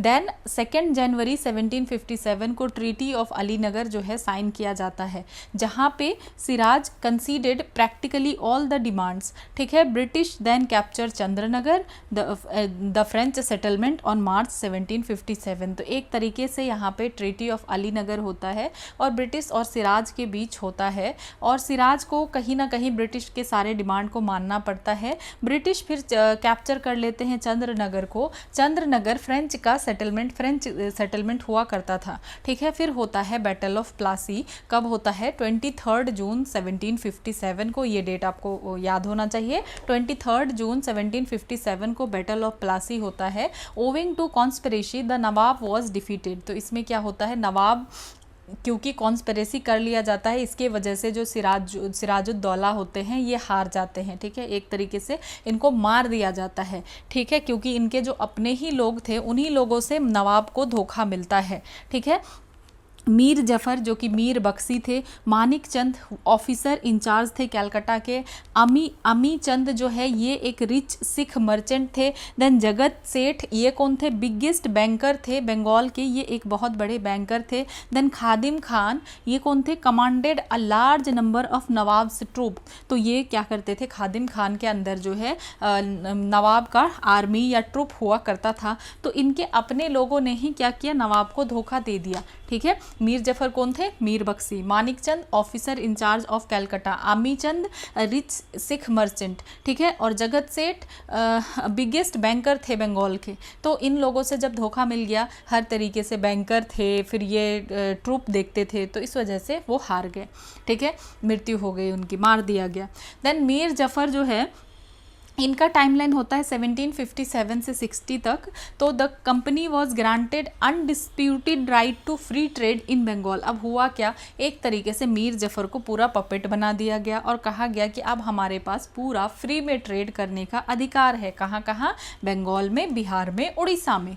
ब्रिटिशर्स को अब पूरा अधिकार मिल चुका था। और it received the zamindari of 24 Pargana. तो जो 24 परगनास था, तो वहाँ का जमींदारी भी ब्रिटिशर्स को मिल गया, ठीक है। फिर क्या होता है कि मीर जफर को जितना पेमेंट करना था, जब वो पेमेंट नहीं कर पाते हैं ब्रिटिश ईस्ट इंडिया कंपनी को, फिर क्या होता है कि मीर जफर को भी हटा दिया जाता है और उसके बदले में उनके ही दामाद को, सन इन लॉ को, मीर कासिम को ला दिया जाता है गद्दी पर, ठीक है। देन फिर क्या होता है, मीर कासिम का टाइमलाइन होता है 1760 से 64, और मीर कासिम फिर जो है ब्रिटिशर्स को बुर्दवाना, मिदनापुर, चित्तागोंग जो है दे देते हैं, ठीक है। और अपना कैपिटल को वो क्या करते हैं, मुर्शिदाबाद से मुंगेर में शिफ्ट कर देते हैं, ठीक है। तो मीर कासिम क्या क्या दे देते हैं, सीडेड बुर्दवान, मिदनापुर एंड चित्तागोंग।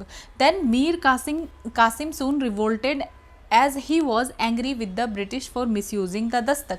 फिर होता क्या है कि अब मीर कासिम जो है, इनको लगता है कि ब्रिटिश तो कुछ ज़्यादा ही छेड़छाड़ कर रहे हैं, इनको दस्तक मिल गया। दस्तक मीन्स होता है फ्री ड्यूटी पासेस। तो फ्री ड्यूटी पासेस मिलने के बाद भी जो है ब्रिटिशर्स क्या कर रहे हैं, मिसयूज कर रहे हैं, ठीक है। However having been defeated by the British he fled to Awadh. तो फिर होता क्या है कि ब्रिटिशर्स से हारने के बाद ये अवध चले जाते हैं, और ये एक तरीके से कॉन्फेडरेसी बनाते हैं, किसके साथ, अवध रूलर सुजाउद्दौला के साथ। अवध के रूलर होते हैं सुजाउद्दौला और मुगल इंपेरर शाह आलम टू। तो एक हो गए शाह आलम टू, एक हो गए सुजाउद्दौला जो कि अरब नहीं, अवध के रूलर थे, और मीर कासिम। तो ये तीनों मिलकर के अलायंस बना लेते हैं, और फिर होता है बैटल ऑफ बक्सर 1764 में मीर कासिम, सुजाउद्दौला और शाह आलम टू को हरा दिया जाता है मुनरो के द्वारा, ठीक है। उसके बाद मीर जाफर को फिर से ये थ्रोन पे आ जाते हैं। उसके बाद मीर कासिम के बाद कौन कौन आता है, फिर मीर जफर आते हैं, ठीक है। जैसे लगता है इनको, फिर ब्रिटिशर्स को क्या लगता है कि मीर कासिम से बेटर तो मीर जफर ही था, ठीक है। फिर मीर जफ़र आता है 1764 से 65 तक, देन नज़मुद्दौला 1765 से 66 तक, देन सैफुद्दौला, देन मुबारकुद्दौला, ठीक है। तो ये सब कुछ लोग आते हैं। उसके बाद मीर जफ़र के डेथ के बाद उसके जो बेटे थे नज़मुद्दौला, उनको थ्रोन पे बिठा दिया जाता है, और एक ट्रीटी साइन करते हैं 20 फरवरी 1765 को। और उसमें क्या होता है कि nawab was to disband most of his army, ठीक है, कि नवाब को क्या करना पड़ेगा, जो भी आर्मी है भाई हटाओ उसको, डिसबैंड करो, ठीक है। और and to administer Bengal through a deputy subedar, और एक डिप्यूटी सूबेदार रख दिया गया, जिसको कि नॉमिनेट भी कौन करेगा, कंपनी, ठीक है। तो एक तरीके से सब्सिडरी अलायंस में आ जाते हैं। Then Clive concluded 2 separate treaties of Allahabad. Then Clive क्या करते हैं, 2 इलाहाबाद की ट्रीटी करते हैं, ठीक है। एक शाह आलम टू के साथ और दूसरा सुजाउद्दौला के साथ। सुजाउद्दौला कौन थे, आपने देखा, सुजाउद्दौला जो है अवध के रूलर थे, और शाह आलम टू मुगल इंपेरर थे, और मीर कासिम, ये तीनों मिलकर के अलायंस बनाते हैं। देन नेक्स्ट देखते हैं डुअल गवर्नमेंट ऑफ बंगाल, जो कि 1765 से 72 तक रहता है, ठीक है। तो इसको स्टार्ट किया गया था 1765 में, और कंपनी ने क्या किया, दीवानी और निजामत राइट्स जो है नजमुद्दौला से ले लिया। नजमुद्दौला कौन थे, नवाब ऑफ बंगाल थे, जो कि हमने देखा कि ये मीर जफर के डेथ के बाद उनके बेटे नजमुद्दौला को थ्रोन पे लाया जाता है, ठीक है। तो हुआ क्या, यहाँ पे दीवानी राइट मतलब होता है राइट टू कलेक्ट रेवेन्यू, ठीक है। दीवानी मतलब रेवेन्यू, मतलब पैसे का, रेवेन्यू का पावर इनके पास आ गया, यही लोग रेवेन्यू कलेक्ट करेंगे। और निजामत का मतलब हो गया लॉ एंड ऑर्डर, कि जो भी लॉ एंड ऑर्डर था वो अब किसके अंदर आ गया, ब्रिटिश के अंदर आ गया। तो जो अगर देखें लीगली अब ईस्ट इंडिया कंपनी के पास पूरा पावर था, लेकिन अगर देखें तो कंपनी ने डायरेक्ट कोई एडमिनिस्ट्रेशन, डायरेक्ट रूल नहीं किया, ठीक है। ये अधिकार तो उन्हीं के पास था, लॉ एंड ऑर्डर आ गया, रेवेन्यू आ गया, फिर भी ये जो है डायरेक्ट एडमिनिस्ट्रेशन नहीं कर रहे थे, ठीक है। और रेवेन्यू कलेक्शन जो है दीवानी किया जा रहा था कंपनी के नाम पे, और जो है निजामत किया जा रहा था नवाब के नाम पे, ठीक है। तो इसी को कहा गया, और इसी अरेंजमेंट को कहा गया कि जो है डुअल गवर्नमेंट, ठीक है, डुअल सिस्टम। तो आखिर कंपनी ने ऐसा किया क्यों, ताकि इनको पावर तो मिल जाए लेकिन रिस्पॉन्सिबिलिटी नहीं लेना पड़े। अब ये लूटेंगे या करप्शन करेंगे, कुछ करेंगे, तो इसमें जो है इनका नाम तो नहीं आएगा। तो रियल पावर जो है कंपनी के पास आ गया, और जिम्मेवारी किसके पास, नवाब के पास, एक बस पपेट की तरह बन गए, ठीक है। तो ये प्रॉब्लम था कि यहाँ पे किसी ने भी रिस्पॉन्सिबिलिटी नहीं ली, करप्शन बहुत हुआ, एक्सप्लॉयटेशन बहुत हुआ। इसी के लिए हमें देखने के लिए मिला बंगाल का फेमाइन भी देखने के लिए मिला। देन 1772 में फिर वेरन हेस्टिंग्स आते हैं और इस डुअल सिस्टम को हटा देते हैं, ठीक है। और कंपनी ने स्टार्ट कर दिया डायरेक्ट रेवेन्यू कलेक्शन और डायरेक्ट एडमिनिस्ट्रेशन, ठीक है। अब कंपनी ने पावर और रिस्पॉन्सिबिलिटी दोनों ले लिया, ठीक है। तो ये कुछ चीज़ें देखने के लिए मिलती है डुअल गवर्नमेंट ऑफ बंगाल, ठीक है। दीवानी क्या होता है, रेवेन्यू राइट्स, एंड निजामत होता है लॉ एंड ऑर्डर। सो अब नेक्स्ट देखते हैं हैदर अली के बारे में, ठीक है, मीन्स मैसूर के बारे में। तो हैदर अली का टाइमलाइन क्या है, 1761 से 82 तक। तो Hyder Ali began his career as a soldier in the service of Mysore state. तो हैदर अली जो थे इनिशियली ये क्या थे, एक मामूली से सोल्जर थे। Then later he became the faujdar of Dindigul, फिर ये बन जाते हैं फौजदार। पहले तो एक सोल्जर होते हैं मामूली से, ठीक है, सैनिक होते हैं, फिर ये एक फौजदार बन जाते हैं और वो इस्टेब्लिश करते हैं एक मॉडर्न आर्सेनल डिंडीगुल में with the help of French लोगों की मदद से एक मॉडर्न आर्सेनल स्टार्ट करते हैं। देन 1761 में, ठीक है, वो क्या करते हैं, वो ओवरथ्रो करते हैं नंजराज को। अब ये नंजराज कौन थे, एक पावरफुल प्राइम मिनिस्टर थे वोडियार किंग कृष्णा राजा वन के, ठीक है। तो ये ओवरथ्रो करते हैं नंजराज को, जो कि एक पावरफुल प्राइम मिनिस्टर थे वोडियार किंग कृष्णा वन के, and assert power through continuing to recognise Krishna Raj as lawful ruler. तो फिर इन्होंने ये पावर में आ गए और इन्होंने कृष्ण राज को लॉफुल रूलर की तरह माना, और जो नंजराज थे पावरफुल प्राइम मिनिस्टर थे वोडियार किंग कृष्ण राज वन के, इनको ये ओवरथ्रो कर देते, हटा देते हैं, ठीक है। Then first Anglo Mysore war, तो समझते हैं कब होता है, 1766 से 69 के बीच में। तो Hyder Ali defeated the British, तो इसमें होता क्या है, हैदर अली ब्रिटिश लोगों को हरा देते हैं और साइन किया जाता है ट्रीटी ऑफ मद्रास 1769 में, ठीक है। Then second Anglo Mysore war 1780 से 84 में, और इसमें क्या होता है कि वेरन हेस्टिंग जो है वो फ्रेंच के पोर्ट में माहे में अटैक कर देते हैं, ठीक है, जो कि हैदर अली के टेरिटरी में आता था।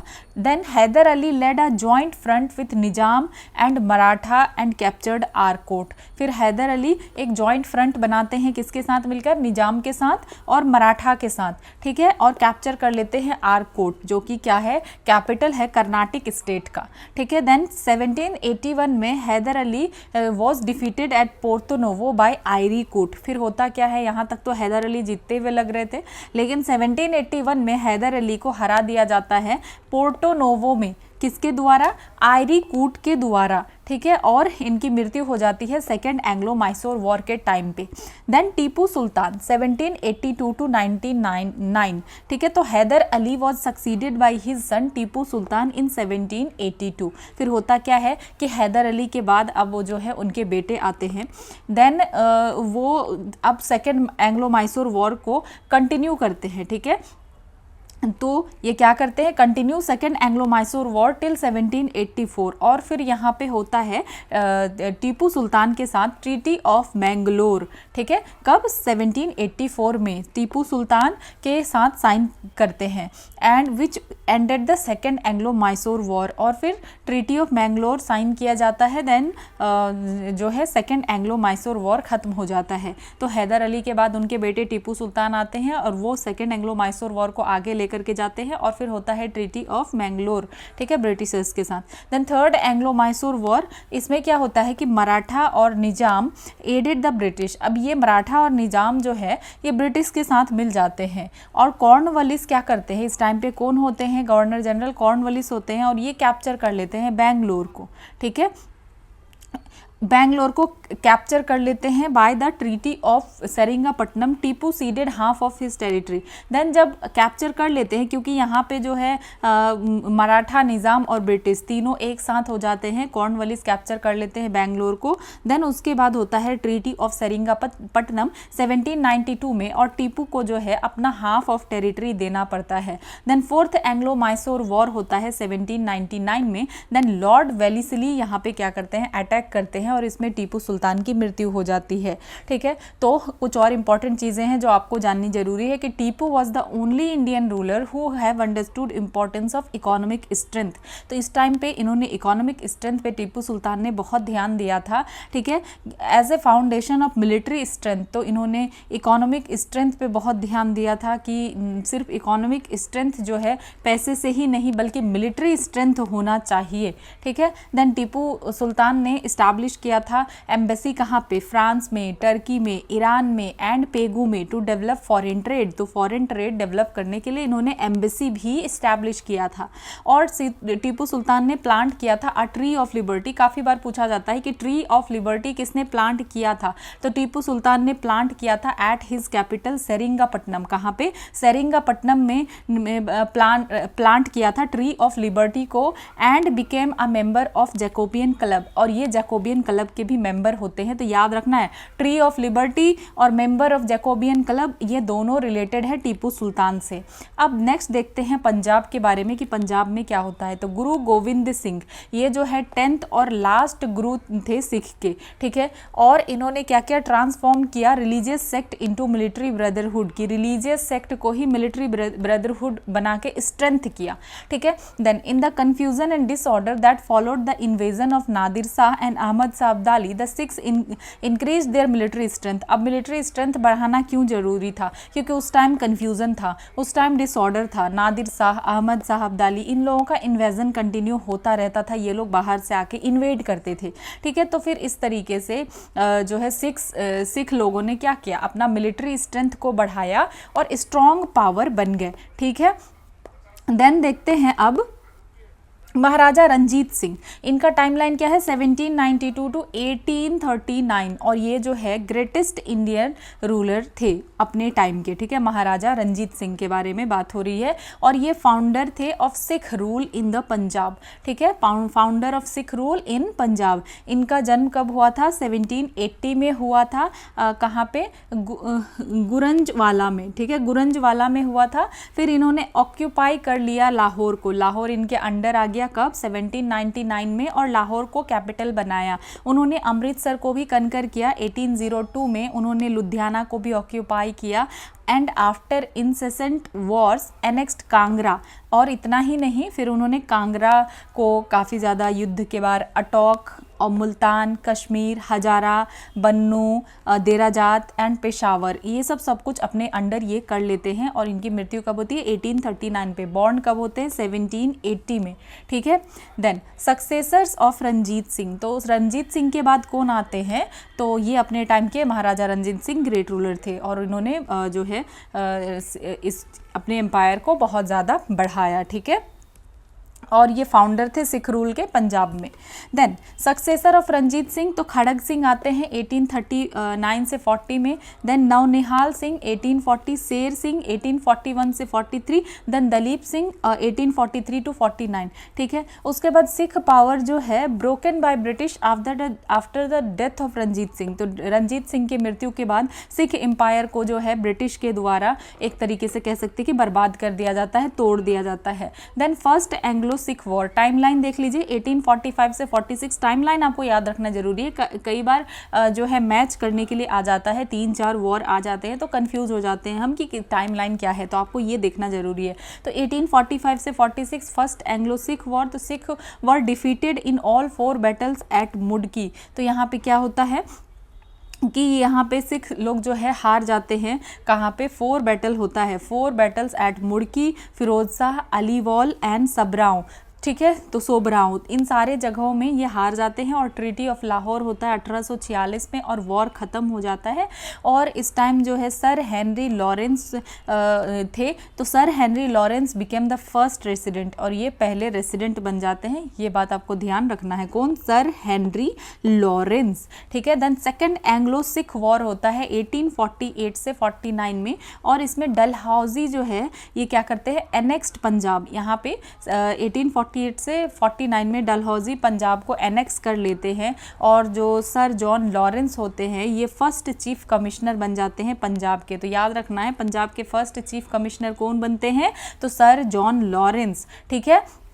तो यहाँ कुछ चीज़ें हमने देखी। देन यहाँ थोड़ा सा टाइमलाइन को हम ध्यान रख लेते हैं ताकि कभी कोई क्वेश्चन आए तो प्रॉब्लम ना हो। तो nawab of Bengal, kingdom, year, founder, ठीक है, और एनेक्सेशन।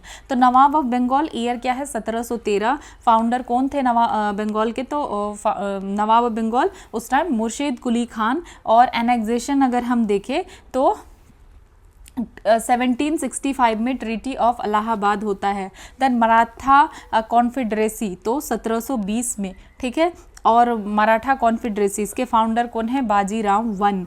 एंड एनेक्सेशन देखें तो कब होता है? 1801 में सब्सिडरी अलायंस जो है साइन कर लेते हैं ये भी, और नवाब ऑफ बंगाल के साथ ट्रीटी ऑफ इलाहाबाद, ठीक है।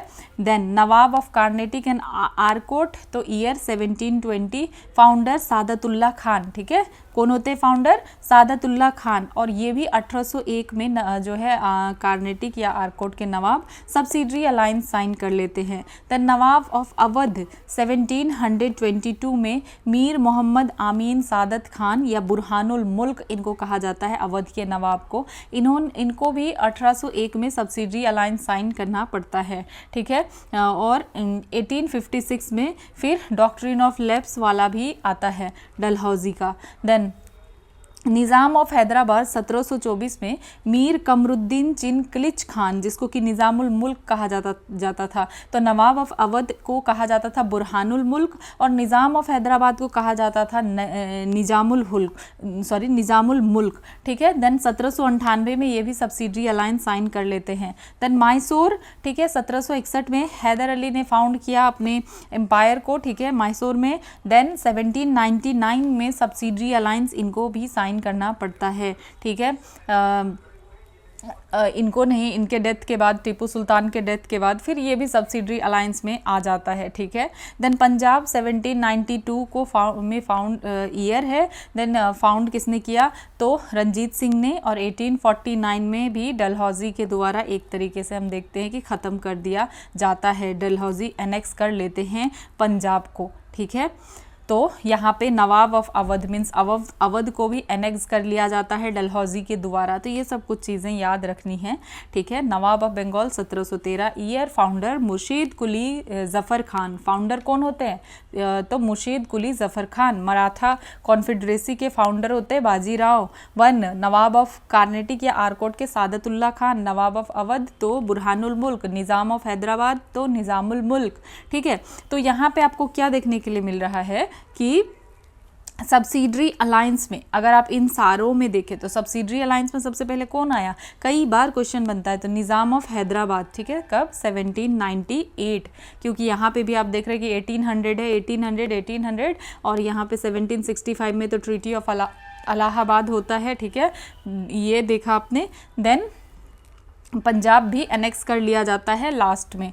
देन अब देखते हैं कि economic impact of British rule, कि ये ब्रिटिश रूल जो इंडिया में रहे तो इसका क्या इकोनॉमिक इम्पैक्ट पड़ा, कई बार इससे क्वेश्चन पूछा जाता है। तो 3 स्टेजेस ऑफ ब्रिटिश कॉलोनियलिज्म, ठीक है। फर्स्ट स्टेज को कहा जाता है मर्केंटाइल फेज, जो कि 1757 से लेकर 1813 तक होता है, ठीक है। तो ईस्ट इंडिया कंपनी यहाँ पे क्या करती है? Used its political power to monopolise trade, तो यहाँ पे ये अपने पॉलिटिकल पावर को यूज़ करते हैं, बेसिकली इनका ध्यान रहता है ट्रेड के ऊपर, एंड डिक्टेट टर्म्स और टू ट्रेडर्स ऑफ बंगाल। तो यहाँ पे ये अभी जो भी चीज़ें कर रहे हैं, अपना पॉलिटिकल पावर को यूज़ कर रहे हैं, जो भी कर रहे हैं, ट्रेड में इनका मेनली फोकस इस टाइम पे रहता है।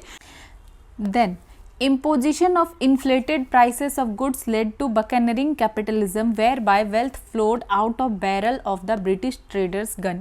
मीन्स कहने का क्या मतलब है कि ब्रिटिश ट्रेडर्स क्या करते थे? फोर्स्ड इंडियन प्रोड्यूसर्स, जो भी वीवर्स थे या आर्टिसंस थे, तो उनको जो है मजबूर कर देते थे कि वो अपने गुड्स को बहुत लो प्राइसेस में बेचे, ठीक है। But when selling in the markets they increased prices artificially. तो वो करते क्या थे कि जब वो मार्केट में बेचते थे ना, तो फिर इन चीज़ों का प्राइस वो बहुत ज़्यादा कर देते थे, तो इससे उनको क्या होता था कि वो बहुत ह्यूज प्राइसेस कमा रहे थे, ठीक है। यहाँ पे तो वो इंडियन प्रोड्यूसर्स को, आर्टिसन को फोर्स कर रहे थे कि कम दाम में दो, और वो वहाँ ले जा करके बहुत ही महंगे दामों पे बेचते थे, ठीक है। तो बकनरिंग कैपिटलिज्म यहाँ कहा गया है, तो इसका कहने का बेसिकली मतलब है कि ये क्या था? एक्सप्लॉयटेटिव, एग्रेसिव और अनएथिकल कैपिटलिज्म था, ठीक है। एंड यहाँ पे जो लिखा है कि wealth flowed out of barrel of the British traders gun, इसको कहने का मतलब है कि wealth was not earn through fair trade, कि जो भी वेल्थ था तो क्या वो फेयर ट्रेड से कमा रहे थे? क्या नहीं, बल्कि फोर्स का यूज़ करके, कोअर्शन का यूज़ करके, पॉलिटिकल पावर का यूज़ करके, और जो भी रेवेन्यू था बंगाल का, तो उसको वो क्या करते थे? Were used to finance export to England, तो वो उसको जो है क्या करते थे? एक्सपोर्ट करते थे इंग्लैंड में। मतलब हुआ क्या कि जब उनको दीवानी राइट मिला तो ब्रिटिश क्या करते थे, कलेक्ट करते थे रेवेन्यू बंगाल से, और फिर उसको इंडिया में यूज़ करने की बजाय वो उसको इस मनी को भेज देते थे कहाँ पे, ठीक है। तो वो क्या करते थे कि इंडिया के पैसे से ही बाय करते थे इंडियन गुड्स जैसे कि टेक्सटाइल वगैरह, और एक्सपोर्ट कर देते थे फिर उसको इंग्लैंड में, ठीक है। तो इसका सिंपल सा मतलब क्या हुआ कि कोई रियल पेमेंट ब्रिटिश के साइड से नहीं हुआ, ठीक है। इंडिया का खुद का पैसा ही यूज़ करके यहाँ से गुड्स खरीदा जाता था और फिर भेज दिया जाता था। तो इसी को कहा गया ड्रेन ऑफ वेल्थ। मतलब क्या है कि अनफेयर ट्रेड प्रैक्टिस यहाँ पे हो रहा था। तो यहाँ पे इनका फोकस सिर्फ लूटने पे ही था कि बस ट्रेड करें, ठीक है। देन सेकेंड फेज जो आता है इंडस्ट्रियल फेज 1813 टू 1858। तो यहाँ पे क्या होता है कि India was exploited as a market for British good. तो अब इंडिया को जो है बुरी तरीके से एक्सप्लॉयट किया गया। ये क्या था, एक मार्केट था उन लोगों के लिए, ब्रिटिश गुड्स के लिए। देन एक्ट ऑफ 1813 में क्या किया गया, अलाउ किया गया one way free trade for the British. अब इनको one way free trade allow कर दिया गया। तो इससे इस रिजल्ट में क्या हुआ कि Indian markets flooded with cheap and machine made import. हुआ क्या, जब इनको वन वे फ्री ट्रेड हुआ कि मतलब उनके लिए बिल्कुल फ्री ट्रेड है, कुछ उनको लग नहीं रहा है टैक्स वगैरह, तो उनका पूरा सामान इंडिया में आ गया, ठीक है। जो भी मशीन मेड उनका इंडस्ट्रियल रेवोल्यूशन हो रहा था तो वहाँ से सारा सामान इंडिया में आ गया। और जो इंडियन ट्रेडर्स थे lost foreign as well as home market. तो हुआ क्या कि फॉरेन मार्केट तो बोल ही जाओ, होम मार्केट भी उनका चला गया, ठीक है। क्यों, क्योंकि बाहर से जो सस्ते कपड़े आ रहे थे मशीन से बने हुए वो ज़्यादा सस्ता था और उनको कोई जो है ड्यूटी लग भी नहीं रहा था। इम्पोर्ट अगर आ रहा है बाहर, इम्पोर्टेड मटेरियल है तो उस पर इम्पोर्ट ड्यूटी लगता है, पर कोई ड्यूटी इनके ऊपर नहीं लग रहा था, चाहे गुड्स आए या चाहे गुड्स जाए, ठीक है। तो ये सारी चीज़ें हो रही थी। Then Indians were forced to export raw material. और यहाँ पे जो इंडियंस थे इनको कहा जा रहा था कि भाई आप अपना रॉ मटेरियल्स दीजिए और आप इंपोर्ट कीजिए हमारा फिनिश गुड। मतलब क्या हो रहा था कि ये सपोज यहाँ से ही हमारे यहाँ से cotton, suppose cotton raw material है, कॉटन जो है अपने यहाँ से लेकर जा रहे हैं और वहाँ से मशीन से बना के कपड़ा, ठीक है, चीप मशीन मेड गुड वो क्या कर रहे हैं इंडिया में आके डंप कर रहे हैं। मतलब हमारा ही कॉटन ले जाके कपड़ा बना के वो हमें ही बेच रहे हैं यहाँ पे, ठीक है। हमारा अपना मार्केट तो खराब हो ही गया, ठीक है, compete नहीं कर पा रहे हैं, बाहर का तो छोड़ ही दो कि हम एक्सपोर्ट करेंगे, अपने मार्केट में भी अपना बुरा हाल था, ठीक है। और क्या किया, heavy import duty on Indian products. और इनकी चालाकी कि उन्होंने अपने ऊपर कोई इंपोर्ट नहीं, लेकिन जो इंडियन प्रोडक्ट्स था उसके ऊपर इंपोर्ट जो है ड्यूटी, और अपने ऊपर कोई इंपोर्ट ड्यूटी नहीं, ठीक है। तो heavy import duty on Indian products to England to discourage them in the market. तो ठीक है, तो फिर अगर इंडिया का कोई प्रोडक्ट अगर इंग्लैंड गया तो वहाँ पे इतना इंपोर्ट ड्यूटी लगा दिया गया, ठीक है, कि वहाँ बिका ही नहीं, ठीक है। मार्केट में क्यों बिकेगा, इतना टैक्स लगा देने के बाद अगर कोई प्रोडक्ट महंगा हो जाएगा तो कोई खरीदेगा ही नहीं। तो बहुत इंपोर्ट ड्यूटी जो है इंडियन प्रोडक्ट्स पे लगाया गया, अब Indian products to England to discourage them in the market, ये सब किया गया। देन तो ये सेकंड फेज़ क्या था, इंडस्ट्रियल फेज़। फर्स्ट फेज़ तो इनका रहा मर्केंटाइलिज्म फेज़ रहा इनका। टाइम अगर हम देखें मर्केंटाइल फेज़ का 1757 से 1813, जबकि वहाँ पे ड्यूटी फ्री हमें ट्रेड देखने के लिए मिलता है। 1813 का जो एक्ट आता है तब तक आप समझ लीजिए कि मर्केंटाइल फेज़ होता है। देन जो सेकेंड फेज़ है, ठीक है, इंडस्ट्रियल फेज, ये रहता है 1813 से 1858 तक, ये आपको याद रखना है, 1813 से 1858 तक इंडस्ट्रियल फेज। देन अब देखते हैं third phase financial phase 1860 onward. तो ये 1860 ऑनवर्ड ये कब तक था, तो 1858 तक था सेकेंड फेज इंडस्ट्रियल फेज, ठीक है। जब से ये लोग आते हैं लेकर 1813 तक इनका रहता है मर्केंटाइल फेज, ठीक है। तो यहाँ पे अगर हम देखें थर्ड और फाइनेंशियल फेज़ में क्या होता है कि जब 1857 का रिवोल्ट होता है तो ब्रिटिश रूल अब बहुत स्ट्रॉन्गर बन चुका था, इनका पावर अब कंसोलिडेट हो चुका था। तो अब इनका फोकस जो है इन्वेस्टमेंट, फाइनेंस और इकोनॉमिक कंट्रोल के ऊपर जाता है। और मेड इंडिया, ये क्या करते हैं, made India a market for manufacturers and supplier of food stuffs and raw materials. ठीक है, तो मतलब जो है अब इंडिया बायर बन जाता है ब्रिटिश फिनिश गुड का, कि जो भी ब्रिटिश का फिनिश गुड होता है ना, जो वो लोग फिनिश गुड्स जो है फाइनली बनाते हैं, तो इंडिया अब उसका बायर बन जाता है। और इंडिया क्या करता है, सप्लायर बनता है किस चीज़ का, रॉ मटेरियल्स का, कि इंडिया सप्लाई क्या कर रहा है, रॉ मटेरियल्स, ठीक है, फूड स्टफ, और वो खरीद क्या रहा है, ब्रिटिश का जो भी कंप्लीट गुड है ना, कि बन के पूरा तैयार गुड है, तो उसको वो खरीद रहा है। ठीक है, तो इससे क्या हुआ कि हमारा जो है इंडियन इंडस्ट्रीज़ पूरी तरीके से डिक्लाइन हो गया। देन फिर यहाँ पे रेलवेज़ का इंट्रोडक्शन किया जाता है 1853 में, पोस्ट एंड टेलीग्राफ 1853 में, banking system Awadh commercial bank ये आता है 1881 में। ठीक है, देन तो ये जो था ये कोई डेवलपमेंट नहीं था, बट ये इसलिए था ताकि ये स्ट्रेंथ कर सके ब्रिटिश ट्रेड एंड कंट्रोल को। ठीक है, रेलवेज इसलिए किया गया ताकि गुड्स को ट्रांसपोर्ट किया जा सके, टेलीग्राफ वगैरह इसलिए किया जा सका कि वो कम्युनिकेट कर सके, और बैंकिंग इसलिए ताकि फाइनेंशियल सिस्टम पे अच्छे से कंट्रोल किया जा सके। ठीक है, तो हुआ क्या, देन हैवी ब्रिटिश इन्वेस्टमेंट किया गया इंडिया में, तो इससे पब्लिक डेथ जो है बढ़ गया। ठीक है, तो ब्रिटिश ने बहुत सारा पैसा कहाँ लगाया, रेलवेज वगैरह में लगाया, और जो पैसा था वो बोरो किया इंडिया के नाम पे। ठीक है, तो इंडियंस हैड टू पे इंटरेस्ट, तो इसीलिए ये इंटरेस्ट किसको देना पड़ा, इंडियंस के ऊपर ही जो है टैक्स का बर्डन आया। ठीक है, और यहाँ पे हुआ क्या कि इंडिया को मिला कर्ज और ब्रिटिश को मिला प्रॉफिट, तो हर तरीके से ये बस लूट ही रहे थे। देन फिर इंडस्ट्रीज़ भी एग्जिस्टेंस में आता है, जैसे कि टाटा का आयरन और स्टील 1907 का। देन नेक्स्ट देखते हैं ड्रेन ऑफ वेल्थ। ठीक है, तो ये ड्रेन ऑफ वेल्थ किसके द्वारा दिया गया, तो दादा भाई नौरोजी के द्वारा। उन्होंने एक बुक लिखा जिसका नाम है poverty and un British rule in India, जो कि एक इम्पॉर्टेंट जो है बुक है। ठीक है, then R C. Dutt in his economic history of India 1901 blamed British policies for Indian economic ills. तो इन्होंने भी कहा कि जो इंडिया की इकोनॉमी का इतना बुरा हाल है, इसके पीछे जिम्मेवार कौन है, तो ब्रिटिश की जो पॉलिसीज है, बेकार सी पॉलिसीज, वो हैं। ठीक है, तो ये ड्रेन ऑफ वेल्थ दिया गया दादा भाई नौरोजी के द्वारा और आर.सी. दत्त के द्वारा सपोर्ट किया गया। अब इसका मतलब क्या है, इसका मतलब है कि drain of wealth theory refers to a proportion of national product of India which was not available for consumption of its people। मतलब कहने का मतलब है कि इंडिया का जो वेल्थ है वो ब्रिटेन के द्वारा लेके जा रहे हैं। ठीक है, ब्रिटिश लोग लेकर के चले जा रहे हैं, और जो वेल्थ इंडिया का है ये इंडियंस के लिए ही यूज़ नहीं हो रहा है, इंडियन के कंजम्पशन के लिए ही नहीं है। ठीक है, सिंपल इसका मतलब है कि इंडिया का पैसा है, ठीक है, लेकिन ब्रिटिश को लेकर के जा रहे हैं बिना कुछ इंडियंस को रिटर्न में दिए। ठीक है, सिंपल सी ये बात है। देन कॉन्स्टिट्यूएंट्स ऑफ ड्रेन वर, कि क्या क्या ड्रेन है, क्या क्या ब्रिटिशर्स कर रहे हैं जो कि ड्रेन के अंदर आता है।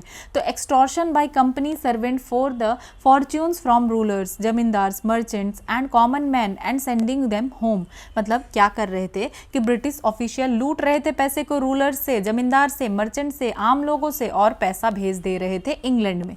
ठीक है, देन दूसरा purchasing goods out of revenues of Bengal and exporting them, that was called investment. तो ये क्या कर रहे थे कि ब्रिटिश क्या कर रहे थे, इंडियन टैक्स मनी को यूज़ कर रहे थे और इंडियन गुड्स को बाय कर रहे थे। मतलब इंडिया के टैक्स मनी को यूज़ करके इंडिया के गुड्स को ही बाय कर रहे थे, और इन गुड्स को वो एक्सपोर्ट कर रहे थे इंग्लैंड में। मतलब कि उन्होंने अपना सिंगल पैसा खर्च नहीं किया। ठीक है, उन्होंने सिंगल पैसा खर्च नहीं किया, और जो है उन्होंने इंडिया का ही पैसा को यूज़ किया। तो इससे क्या हुआ, इंडिया का टोटल लॉस। इंडिया के पैसे से चीज़ों को खरीद के अपने कंट्री में वो भेज रहे हैं, तो इंडिया का क्या फ़ायदा है, टोटल ही लॉस है। ठीक है, then duty free trade provided to British gave them a competitive edge over Indian traders. These subsidies were financed from Indian treasury. अब यहाँ पे क्या हुआ कि ब्रिटिश जो ट्रेडर्स थे इनको कोई टैक्स नहीं पे करना था। क्या था, इनके लिए नो टैक्स है ब्रिटिश ट्रेडर्स के लिए, और इंडियन ट्रेडर्स को इसकी वजह से कि कंपटीशन में वो है ही नहीं, क्योंकि इनको टैक्स भरना पड़ रहा है, इनका प्रोडक्ट हो जा रहा है महंगा, हमारे पास इंडस्ट्री नहीं है, हमारी प्रोडक्ट महंगी बन रही है, और वो उनका अभी इंडस्ट्रियल रेवोल्यूशन की वजह से उनके पास जो है मशीन मेड गुड्स थे जो कि सस्ता हुआ करता था, तो ये सब चीज़ हो रहा था। देन चौथा, रेमिटेंसेस और salaries and other incomes by company official send to England. अब क्या हुआ कि जो ब्रिटिश ऑफिशियल इंडिया में काम कर रहे थे वो भी अपनी सैलरीज इंग्लैंड में भेज रहे थे, ठीक है। देन होम चार्जेस और cost of salaries and pensions of company officials in India were paid from the treasury of India. तो यहाँ पे क्या हो रहा था कि होम चार्जेस कहने का मतलब जैसे कुछ एक्सपेंसेस है, जैसे सैलरीज हो गया, पेंशन हो गया ब्रिटिश ऑफिशियल का, वो इंडिया के ट्रेजरी से पे किया जा रहा था, ठीक है। Then hefty interest were paid to British investor, मतलब जो ब्रिटिश इन्वेस्ट कर रहे थे इंडिया में, जैसे रेलवे हो गया या कुछ में, तो इंडिया को इसके बदले में बहुत हैवी इंटरेस्ट उनको देना पड़ रहा था। तो यहाँ पे हर हाल में उनको जहाँ से मौका मिल रहा था बस सारे चीज़ों को लूट रहे थे, एक तरीके से इंडिया का सब कुछ लेकर जा रहे थे ये। तो फिर इससे इफेक्ट क्या हुआ, ऑब्वियसली इफेक्ट तो बुरा ही होगा, हमारी इकोनॉमी खराब होगी, ठीक है। तो it stunted the growth of Indian enterprise, तो जो इंडियन इंटरप्राइज का ग्रोथ होना चाहिए था नहीं हुआ। And checked and retarded capital formation, तो ऑब्वियसली हमारा कैपिटल फॉर्मेशन कुछ हुआ ही नहीं, कुछ इन्वेस्टमेंट ढंग का हो ही नहीं रहा है, सब तो वो लेकर जा रहे थे। It financed capitalist development in Britain, और इन्होंने क्या किया, यहाँ का पैसा कैपिटलिस्ट को वहाँ के कैपिटलिस्ट को दिया, वहाँ पे कैपिटलिस्ट का डेवलपमेंट हुआ, ठीक है। Then India was kept as a zone of free trade without allowing it to develop the ability to compete। तो आपने तो क्या किया, फ्री ट्रेड अपने लिए रखा, इंडिया के लिए नहीं। इससे क्या हुआ, compete करने का एबिलिटी ही खत्म हो गया। अब कैसे ही compete करेंगे इतने अनफेयर प्रैक्टिसेस के साथ। नेक्स्ट अगर देखें तो plantation, mines, jute mills, banking, shipping, export, import concern promoted a system of interlocking capitalist firms managed by foreigners, ठीक है। तो हुआ क्या कि जितने भी बिजनेस थे ये वाले, plantation, mines, jute mills, banking, shipping, exporting, ठीक है, तो ये सब क्या थे, सारे बिजनेस कनेक्टेड थे और कंट्रोल किए जाते थे साथ में, ठीक है। और ये जो फर्म्स थे इसको कंट्रोल किया जाता था ब्रिटिश के द्वारा, मतलब ये सब मैनेज कौन कर रहा था, फॉरेनर ही मैनेज कर रहा था, ब्रिटिशर्स ही मैनेज कर रहे थे, इंडियंस तो मैनेज कर ही नहीं रहे थे। तो डिसीजन मेकिंग पावर भी किसके पास है, उन्हीं के पास है, ठीक है। तो इससे भी हमारा जो भी प्रॉफिट आया इंडिया में सारा ब्रिटेन के पास चला गया, इंडिया को कोई बेनिफिट नहीं मिला, क्योंकि सारा चीज़ तो वही लोग मैनेज कर रहे थे, ठीक है। तो ये कुछ चीज़ें हैं। द नेक्स्ट इंपॉर्टेंट टॉपिक है लैंड रेवेन्यू सेटलमेंट। तो परमानेंट सेटलमेंट इस्तमरारी स्थाई बंदोबस्त ये भी कहा जाता है, ठीक है। तो परमानेंट सेटलमेंट मतलब इस्तमरारी या अस्थाई बंदोबस्त, ठीक है। तो इसको इंट्रोड्यूस किया गया बंगाल में, बिहार में, उड़ीसा में और districts of Benaras and northern district of Madras by Lord Cornwallis. तो 1793 में आपको ये पोर्शन याद रखना है कि बंगाल, बिहार, उड़ीसा और कुछ जगह बनारस में और नॉर्दर्न डिस्ट्रिक्ट में इसको लाया गया, और लॉर्ड कॉर्नवालिस को नहीं भूलना है, नाम क्या था, लॉर्ड कॉर्नवालिस का। देन जॉन शोर, इन्होंने परमानेंट सेटलमेंट को प्लान किया था, किसने, शोर ने, जॉन शोर ने। और लॉर्ड कॉर्नवालिस ये परमानेंट सेटलमेंट को लाने वाले थे 1793 में, ये भी आपको नहीं भूलना है, 1793 में। और डिक्लेयर किया गया कि zamindar as the owners of land, तो जमींदार होंगे लैंड के ऑनर, और वो क्या कर सकते हैं, they could keep 1/11 of the revenue collected to themselves, while British got a fixed share of 10th/11 of the revenue collected.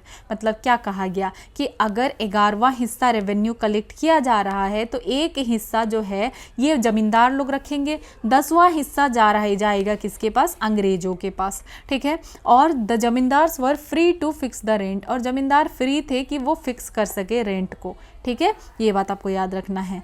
Assured their ownership many zamindars stayed in town absentee landlordism. अब हुआ क्या कि काफ़ी सारे ज़मींदार जो है ना वो रहते थे गांव में, वो रहते ही नहीं थे गांव में, वो रहते थे टाउन में, इसीलिए अब एब्सेंटी लैंडलॉर्डिज्म हुआ। तो वो जगह पे हैं ही नहीं, वो कुछ देख ही नहीं रहे हैं और वो एक्सप्लॉइट कर रहे हैं। तो इससे क्या हुआ कि टीनेंस और भी ज़्यादा एक्सप्लॉइट हुए, ठीक है। तो यहाँ कुछ चीज़ें देखने के लिए मिली। देन रयोत रयोतवाड़ी सिस्टम, तो इसको इंट्रोड्यूस किया गया बॉम्बे एंड मद्रास में। याद रखना है रयोतवाड़ी, जरा सा आप ये याद रखिए कि साउथ की तरफ है, तो थोड़ा आपके लिए इजी होगा, क्योंकि जब यहाँ पे ऑप्शन आता ना आपके सामने तो आप कंफ्यूज हो जाते हैं कि क्या ये बंगाल में था, बिहार में था, बॉम्बे में था, कहाँ था।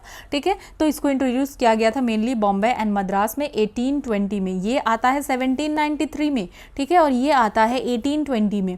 देन थॉमस मुनरो जो कि गवर्नर थे मद्रास के, एंड चार्ल्स रीड, इन्होंने रिकमेंड किया। ठीक है, किसने? Thomas Munro and Charles Read ने। उसके बाद in this a direct settlement was made between governor and the ryot. तो इसमें हुआ क्या, तो जब परमानेंट सेटलमेंट फेल हो गया तो कहा गया कि ठीक है अब ना हम रायोत के बीच, मीन्स जो डायरेक्ट कल्टीवेटर है उसके बीच सेटलमेंट करेंगे, मतलब गवर्नमेंट और रायोत के बीच डायरेक्ट सेटलमेंट। और रेवेन्यू को फिक्स कर दिया गया for a period not exceeding 30 years, मतलब 30 साल से ज़्यादा के लिए नहीं फिक्स किया गया, लेकिन फिर भी लंबे टाइम के लिए रेवेन्यू को फिक्स कर दिया गया। उसके बाद कैसे, तो सॉइल की क्वालिटी को देखा गया और नेचर कैसा है क्रॉप का वो देख करके। और ये जो है किसके ऊपर बेस्ड था, it was based on scientific rent theory of Ricardo, that is very important, तो ये आपको याद रखना है। किसके ऊपर बेस्ड था? साइंटिफिक रेंट थ्योरी रिकार्डो के द्वारा दिया गया था, उसके ऊपर बेस्ड था। ठीक है, तो यहाँ आपको दो नाम याद रखना है, थॉमस मुनरो और चार्ल्स रीड या अलेक्जेंडर रीड। ठीक है, ऐसे भी है, तो ये चीज़ आपको याद रखना है। और यहाँ पे डायरेक्ट जो है सेटलमेंट हो रहा था रायोत और गवर्नमेंट के बीच में। और यहाँ पे क्या हुआ कि कल्टीवेटर का पोजीशन और भी ज़्यादा क्या हो गया, यहाँ कहा गया कि जो कल्टीवेटर का पोजीशन है ये और भी ज़्यादा सिक्योर हो जाएगा। लेकिन जो ये रिजिड सिस्टम था रेवेन्यू कलेक्शन का, तो इसकी वजह से often forced him into clutches of the money lender. लेकिन हुआ क्या, क्योंकि ये जो है एक रिजिड रेवेन्यू कलेक्शन का सिस्टम था, तो इसके वजह से इनको अगर फसल ख़राब हुआ, कुछ भी हुआ, तो और मनी लेंडर के चपेट में ये आ जाते थे। और beside this government itself became a big ज़मींदार। ठीक है, अब ज़मींदार नहीं थे, लेकिन ये जो गवर्नमेंट थी ना, ठीक है, ब्रिटिश गवर्नमेंट, ये अब खुद में ही एक बड़ी ज़मींदार की तरह एक्ट करने लगी। ठीक है, और जो है retain the high right to enhance revenue at will while the cultivator was left at the mercy of its officer. तो हुआ हालत बुरा ही रहा कि ज़मींदार जो है नहीं थे, लेकिन ज़मींदार से भी ज़्यादा इन्होंने एक्सप्लॉइट किया और ऑफिसर की मर्जी के ऊपर छोड़ दिया गया। ठीक है, ये हुआ। देन महलवारी सिस्टम, तो मॉडिफाइड वर्जन था ये ज़मींदारी सेटलमेंट का, और इसको इंट्रोड्यूस कहाँ किया गया? Ganges valley north west frontier province, part of central India and Punjab. तो ये जो समझना है कि जो नॉर्थ वेस्ट वाला पार्ट था, स्पेशली वहाँ पे इसको किया गया। कहाँ कहाँ? Ganges valley, north west frontier province, part of central India और पंजाब में। और यहाँ पे revenue settlement was made by village और स्टेट्स विथ लैंड लॉर्ड्स। तो यहाँ पे ना जैसे रायोत के साथ कनेक्शन किया गया, तो यहाँ विलेज के साथ कनेक्शन किया गया, महाल के साथ। ठीक है, और लैंडलॉर्ड्स के बाय विलेज और स्टेट विथ लैंडलॉर्ड्स। और हुआ क्या, in western UP a settlement was made with the village communities which maintained a form of common ownership known as भाईचारे। तो हुआ क्या, वेस्टर्न यूपी में, उत्तर प्रदेश में एक सेटलमेंट किया गया विलेज कम्युनिटीज़ के साथ जिनका कॉमन ऑनरशिप था। ठीक है, पूरा ज़मीन किसका था? सबका मिलके था, जिसको कहा जाता था भाईचारे और महाल्स। ठीक है, विच वर ग्रुप्स ऑफ विलेजेस, जो कि गाँवों का जो है क्या था, विलेज का ग्रुप्स था। और रेवेन्यू को फिर पीरियडिकली रिवाइज किया जाता था। तो यहाँ पे पूरा का पूरा महलवारी में सेटलमेंट, जैसे पहले ये इसमें अगर आप देखें परमानेंट सेटलमेंट में, तो इसके में कौन कौन आया, तो इसमें जो भी कल्टीवेटर है और ज़मींदार है, इंटरेक्शन ज़मींदार का हुआ, ज़मींदार ने कलेक्ट करके फिर गवर्नमेंट को दिया। ठीक है, ये चला। और इसमें ज़मींदार 1/10 और गवर्नमेंट 10/10 सॉरी, गवर्नमेंट ज़मींदार 1/11 और गवर्नमेंट जो है 10/11। ठीक है, देन अब्सेंटी लैंड लॉर्डिज्म देखने के लिए मिला। और यहाँ पे क्या हुआ कि डायरेक्ट रायोत के साथ, मतलब कल्टीवेटर के साथ जो है कनेक्शन रखा गया गवर्नमेंट का। और कौन कौन है इसमें? Thomas Munro, Alexander Read, Charles Read 1820। Then mahalwari system, तो ये कहाँ किया जाता है? बेसिकली याद रखना है, Ganges valley, north west frontier province में, सेंट्रल इंडिया में और पंजाब में, और वेस्टर्न यूपी में भी ये देखने के लिए मिला। यहाँ पे क्या है था, विलेज कम्युनिटीज़ के साथ सेटलमेंट बेसिकली हो रहा था, कलेक्टिवली पे कर रहे थे। अब समझते हैं कि क्या कॉलोनियल इम्पैक्ट हुआ लैंड रेवेन्यू सिस्टम्स के ऊपर। ठीक है, तो land settlement introduce market economy and did away with customary rights. तो हुआ क्या कि अर्लियर जो है होता क्या था, विलेजर के पास ट्रेडिशनल राइट हुआ करता था लैंड के ऊपर, कॉमन यूज या शेयर्ड कंट्रोल हुआ करता था, लेकिन ब्रिटिश ने मार्केट इकोनॉमी स्टार्ट कर दिया, मतलब बाय सेल ऑफ लैंड, और जो ट्रेडिशनल राइट था वो ख़त्म हो गया। ठीक है, और कैश पेमेंट ऑफ रेवेन्यू, मतलब फार्मर को अब क्या करना पड़ता था, टैक्स जो है पे करना पड़ता था। कैसे? कैश में, पहले क्रॉप में दिया करते थे, तो अब इनको मनी लेंडर से बहुत ज़्यादा क्या करना पड़ गया, मांगना पड़ गया। तो मनी लेंडिंग एक्टिविटी बहुत ज़्यादा बढ़ गया, इनका कर्ज बढ़ गया।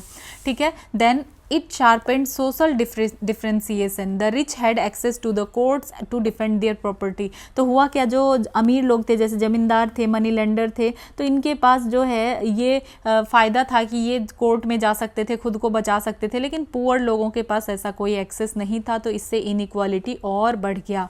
ठीक है, then forcible growing of commercial crops led to peasants to buy food grains at high prices. तो हुआ क्या, क्योंकि यहाँ फोर्सफुली इनसे कमर्शियल क्रॉप्स ग्रो किया जा रहा था, जैसे कि इंडिगो, कॉटन, जूट, ये सब क्या है, कैश क्रॉप है। तो प्रॉब्लम क्या हुआ, फार्मर को जो है फूड ग्रेन खरीदना पड़ रहा था हाई प्राइसेस पे, क्योंकि पहले ये क्या करते थे, पहले तो अपने लिए अनाज उगाते थे, लेकिन इनके वजह से, ब्रिटिशर्स की वजह से इनको कमर्शियल क्रॉप को ग्रो करना पड़ा। तो यहाँ एक्सप्लॉयटेशन तो था ही, और साथ के साथ खाने के भी लाले पड़ गए, मतलब फूड इनसिक्योरिटी भी हो गया। ठीक है, then the stability of Indian villages was shaken and the entire setup of rural society began to break up. तो हुआ क्या कि पहले विलेज सेल्फ सफिशिएंट यूनिट हुआ करता था, लेकिन ब्रिटिश की पॉलिसी की वजह से जो ट्रेडिशनल अपना सिस्टम था तो वो टूट गया और कर्ज बढ़ गया, इनइक्वालिटी बढ़ गया, एक्सप्लॉयटेशन स्टार्ट हो गया। जो विलेज सिस्टम था ये बिल्कुल ख़त्म हो गया,